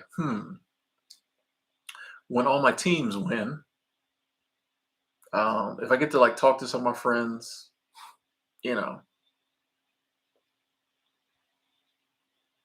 If I get to see some of my friends, it's a really good day. If I go on like a new hike or even like an old hike that I really like, yeah, those are great days. No,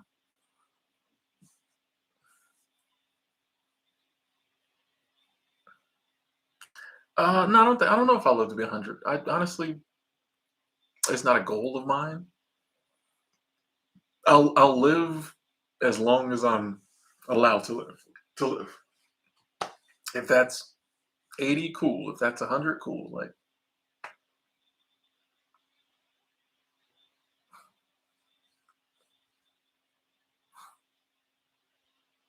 Karen said, after 20 to 2021, nothing is the same. Plus, living in a city with constant construction, building in the neighborhoods from my childhood are completely different.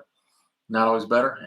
I never really thought about that. Yeah, down in the big cities, how much they're probably changing if you've lived there a while. Yeah, but then maybe I don't know. I don't know. I mean, like overall, I'm optimistic, but there are some things that I think we'll look back and be like, yeah, that wasn't the best.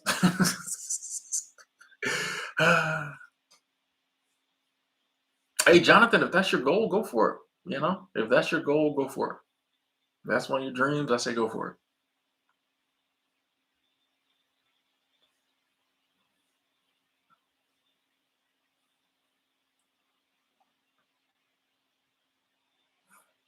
Approach. I think about this sometimes where I'm like, well, if I'm 44, I probably got 44 more. I'm about halfway. I think about that sometimes.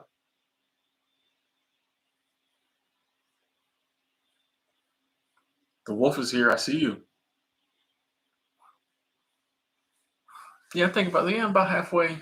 Well, I think around 40, 41 or something. I really had that thought. I'm like, oh, I'm like halfway there. I was like, oh, interesting. All right. I'd never felt that before. I'm like, okay, yeah, halfway there. Okay. Like it definitely was a mortality check. I'm like, oh, I'm almost there. But you know, once you get over that it's kind of motivating. Like, well, half of it's gone. Let's do. What are we gonna do with the second half?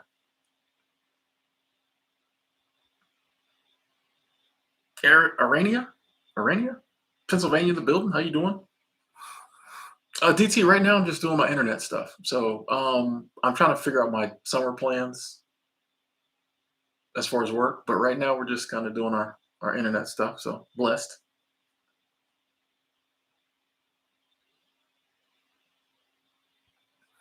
Kashif, I haven't been in a funk lately. So sorry to hear you've been in one. They happen. It's okay to be funky. Just don't wallow in the funk. When I am in a funk though, sometimes I just roll with it. You know, if it's a week or something, maybe I just need to be in a funk for a week. Sometimes I think we go through funks because we need to chill out or we need to, for whatever reason it is. I think they're natural and sometimes useful. It's just when they go too long, I try to pull myself out. Talk with friends, watch uplifting stuff, get out the house because I'm good for just laying in bed. Take walks, go places. Like I'll just try to do something to get me up and active, keep me from just sitting around in the funk. No problem. My fear of death has dissipated a lot over the past few years. Um, I'd say I'm down to 10%, 15%.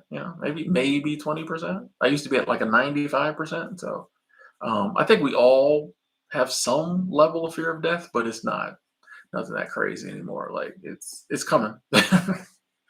It's coming. So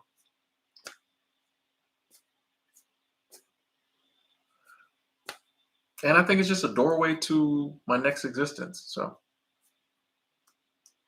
I don't think I've been to Barton Springs, Joshua. No,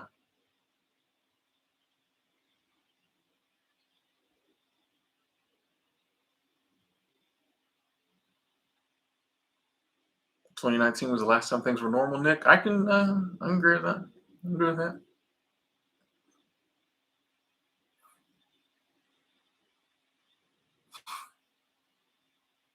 I do think.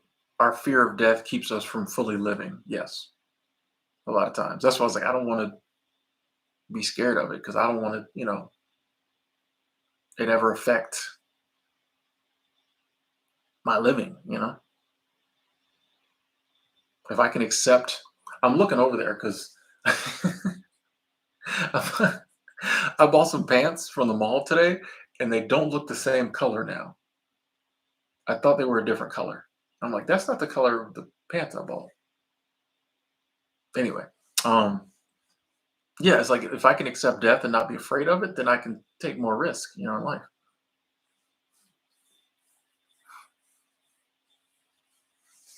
What I think a midlife crisis is, Iris, I do think it is us realizing, okay, I'm about halfway through life.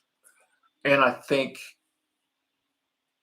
you're, and I mean, this is just a hypothesis, a theory. I think if you look back at, say you get a midlife crisis at 42 and a half, and if you look back at like those past years, or if you look at your life now, so you have midlife crisis at 42. If you look at your life now as a 42-year-old and you really enjoy it and you like what you're doing, it would seem to me that you would have far less of a crisis because what is there to get all worked up about?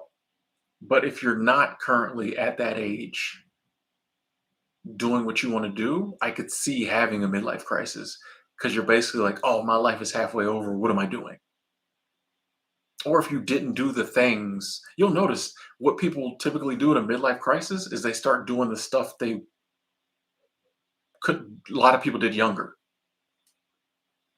And I think a lot of times it's because they didn't do it younger. So they're just like, oh, my life's halfway over. I didn't do all this stuff. Let me go do it. Let me go be young.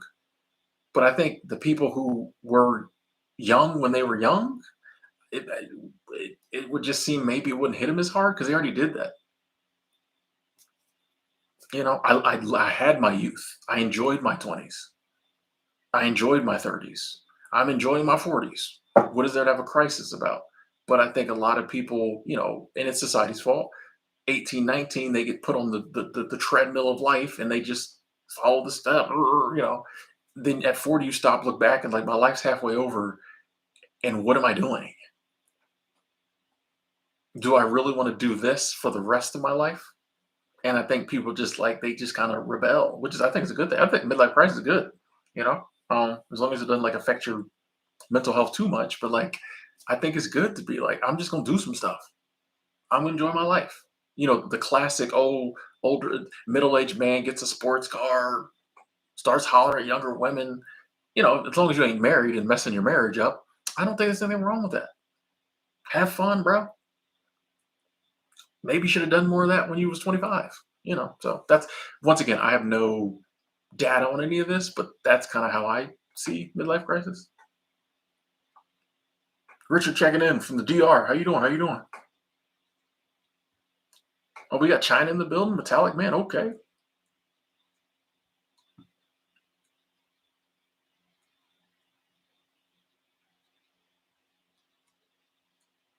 Brian, how you doing?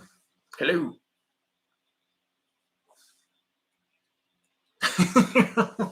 You're old when you start wearing church shoes with jeans. Ooh, yeah.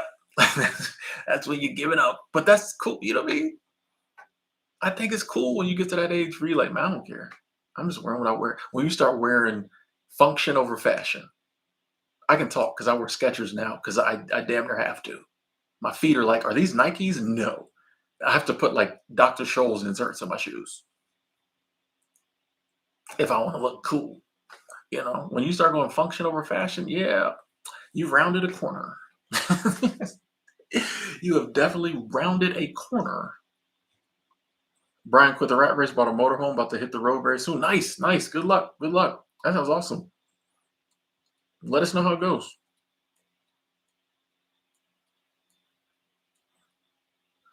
Thank you, Angela. Asking people to subscribe. I just assume everybody's subscribed. Why wouldn't you be? I'm joking. It's a joke. That's a joke. That's a joke.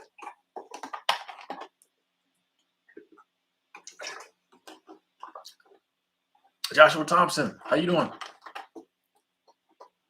Yeah, when you start having to worry about your feet, yeah, yep, you're there.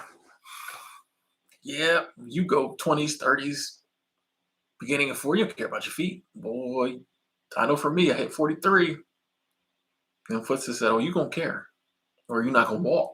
Hanzo, how you doing?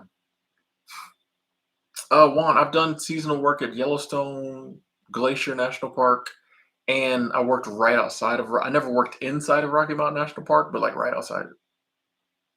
Go for it. I think yeah, go for it. If you think about doing seasonal work. Oh boy, this is. I just don't. Okay, okay.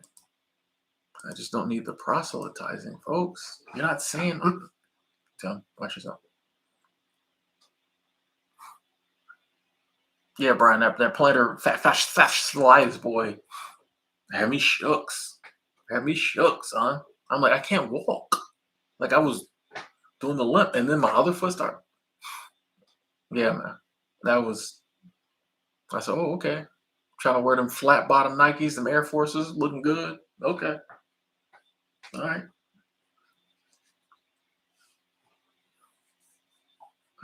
Yeah, I feel bad with the preachy people because I'm like, they're not saying anything rude, but they're not really saying anything that lends to the conversation. You know what I mean? If you wanted to discuss religion, but just throwing your religious views out there is kind of like, mm. Yeah, does resumes even working? I don't know. I feel like connections is always the way to go. It's always been the way to go.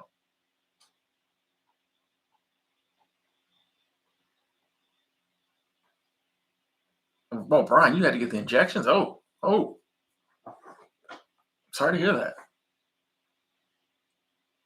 Yeah, I just did the exercises, soaked my feet in Epsom salt, got the inserts, and it got better. Every now and then it'll start messing with me. I start doing the exercises again. But sorry to hear about that, Brian. I can imagine that's uh. Wants to look up for FP forever, FP footwear for insole. Okay, thanks for the recommendation. DT had cellulitis. Oof. Ooh.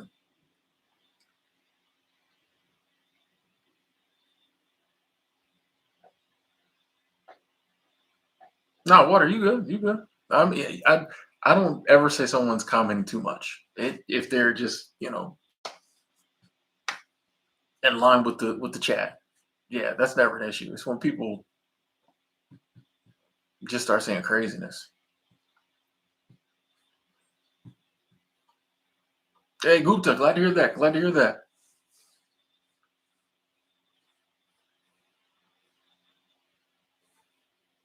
Free Spirit trying to hit a safari because of that picture. Like, a lot of comments on that picture. Y'all gonna be disappointed when I check into a new Airbnb. Dang, with an elephant picture. I'm like, wasn't mine.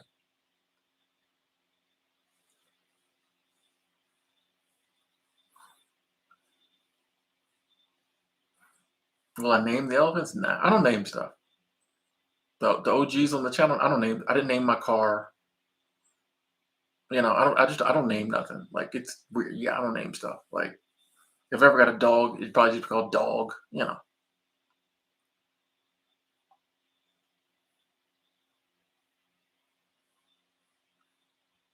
Okay, Bryce with the nice real estate opportunity there. Okay, okay.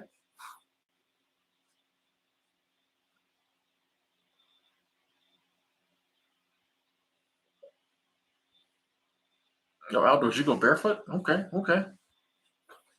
I ain't mad at that. Oh, okay, Bryce. Go ahead and let that thing go. Get that paycheck.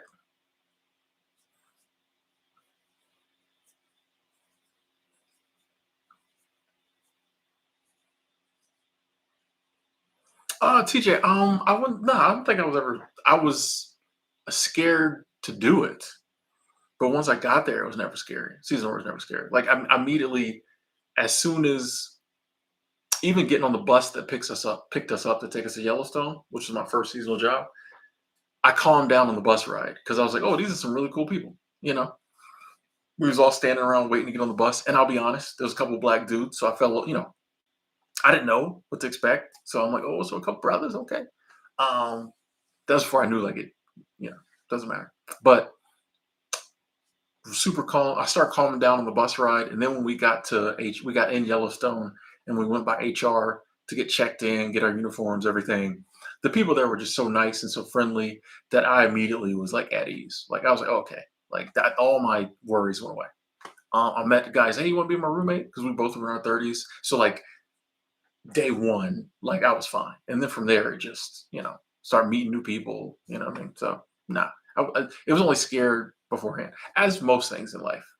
Beforehand, you're really scared. Once you get into it, it either goes the way you want to, or you're so busy trying to figure out how to get it to go the way you want to that you don't have time to worry about it. You know.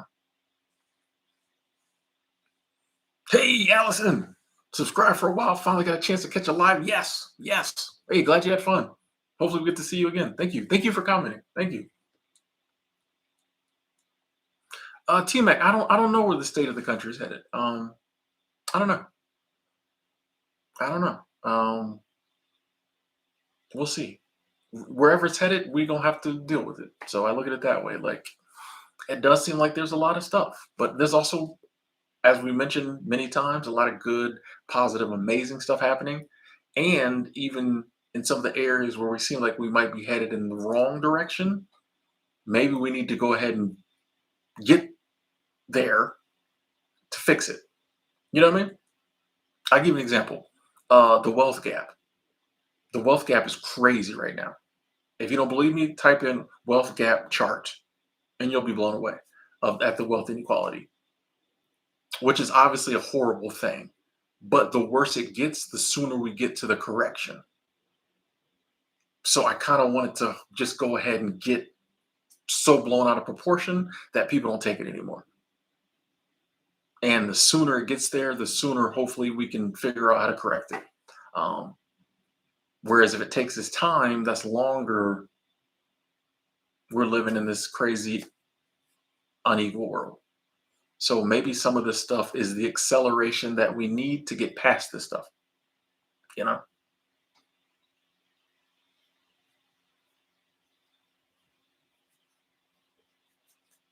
TJ, I can't promise people will want to come talk to you, but I'm an introvert and I had no problem finding friends. So once again, you work with people, you eat with them.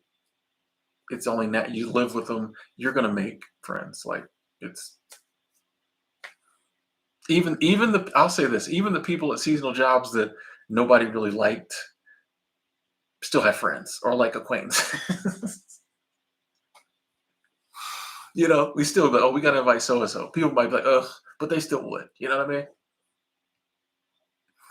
I found that it's and depend on where you go, but the places with a lot of people and that have employee dining rooms and have areas where people can congregate, people are looking out for other people a lot of times. So people invite you, hey, you want to come with us? Like people are friendly. Am I outgoing? No, I wouldn't say I'm outgoing. No, no, no, no. Okay, getting blocked. Sorry. You can't be on. Yeah, I got one and Ange got one. Boom. I didn't even see that one.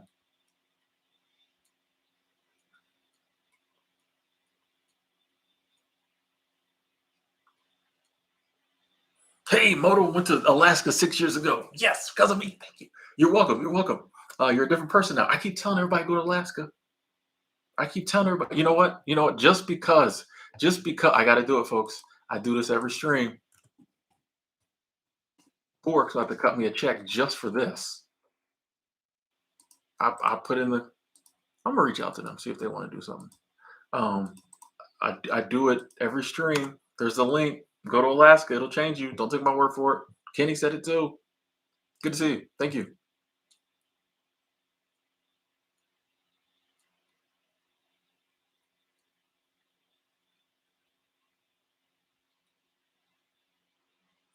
Oh yeah, yeah. Produce. I've definitely kept some friendships from seasonal work. I just literally yesterday I had a 2 hour conversation, 2 plus hour conversation with my friend Taylor. Me and her met at the YMCA of the Rockies, and she's one of my best friends to this day. Cyan, who was in the chat earlier, we had talked on YouTube before, but we met at the YMCA of the Rockies. He's one of my best friends to this day. We've been roommates like 3 times. So yeah, most of my buddy Mike been on the channel. That's my bro. Like when I was down in Vegas, he came, we hung out, boom, boom, boom. Shout out to Rachel. Met him seasonal work. So I have a couple people in my life from like YouTube, stuff like that, but I think the bulk of the people in my life right now that I consider good friends came from seasonal work. Yeah.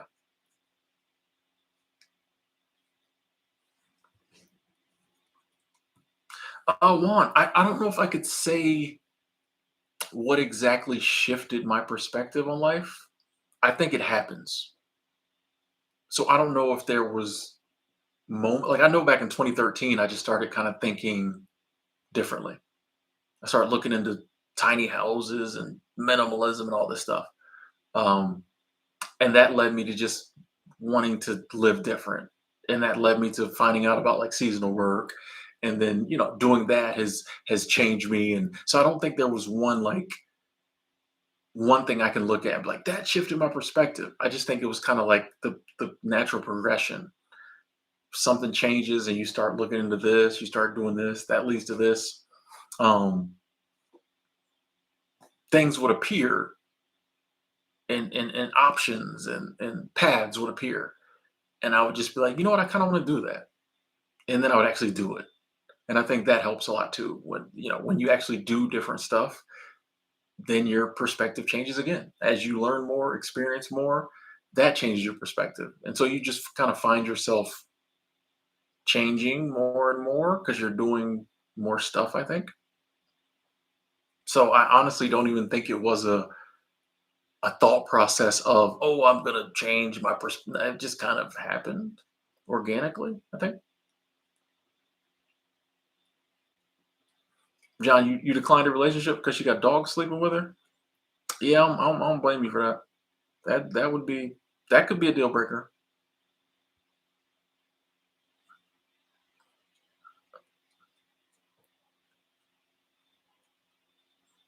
Mm, TJ, I would have car insurance.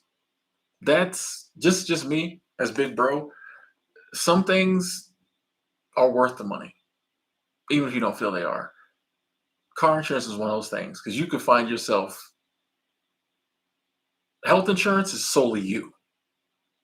Car insurance is someone else. You know what I mean? You can find yourself really jammed up without car insurance.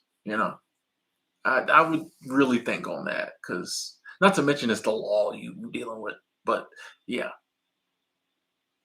the peace of mind you get with car insurance to me is makes it worth it. Because when you don't have it, you're gonna be worrying about it all the time. So that's just thoughts from Unc. Do what you do. I did not have sled dogs in Alaska, no. But a friend of mine worked for a sled dog company, and she said it was like the best summer ever.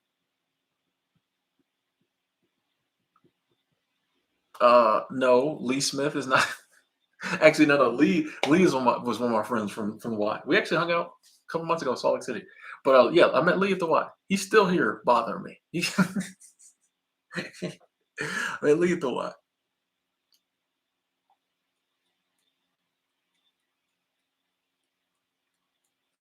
Alaska's not cold in the summertime outdoors. It'd be like 80 degrees.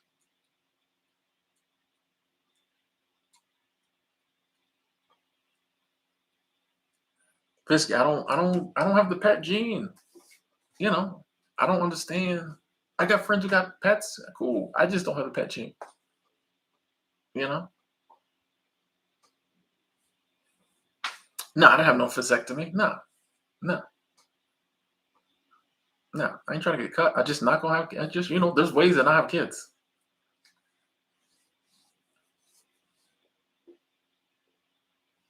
Tanya, you see, hey, you see TJ. Everybody's like, nah, bro, don't do it. Listen to Tanya.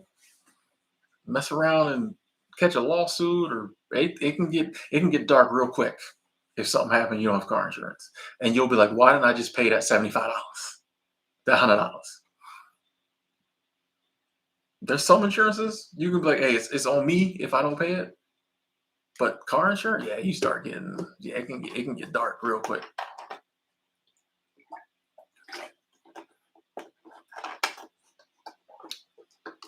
I don't think there any states that don't require. I think all states require car insurance.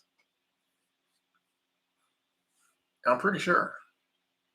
I mean, you cannot pay it. Like in Florida, if you don't pay your car insurance, they take your driver's license. It ain't a game down there.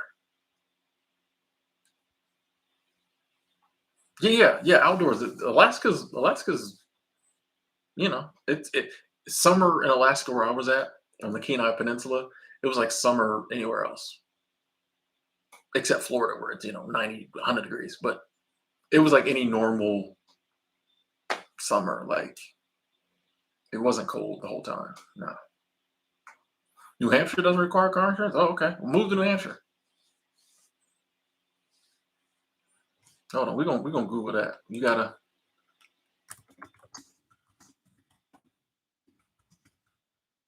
Oh, okay, it's right there.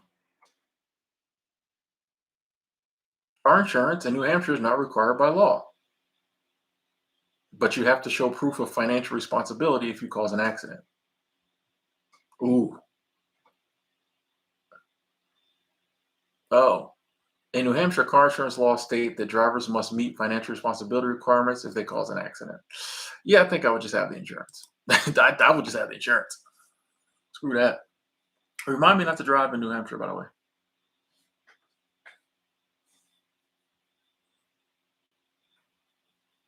People don't think about that too. Say you don't have car insurance and you run off the road and hit a tree or something. Something happened. Like I always had. Even when I had hoopties, I had full coverage because I was like,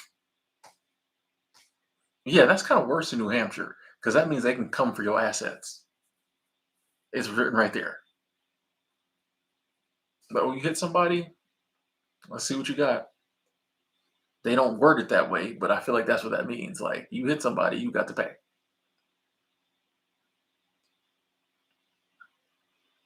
I'd much rather pay $100 a month and not have to worry about it.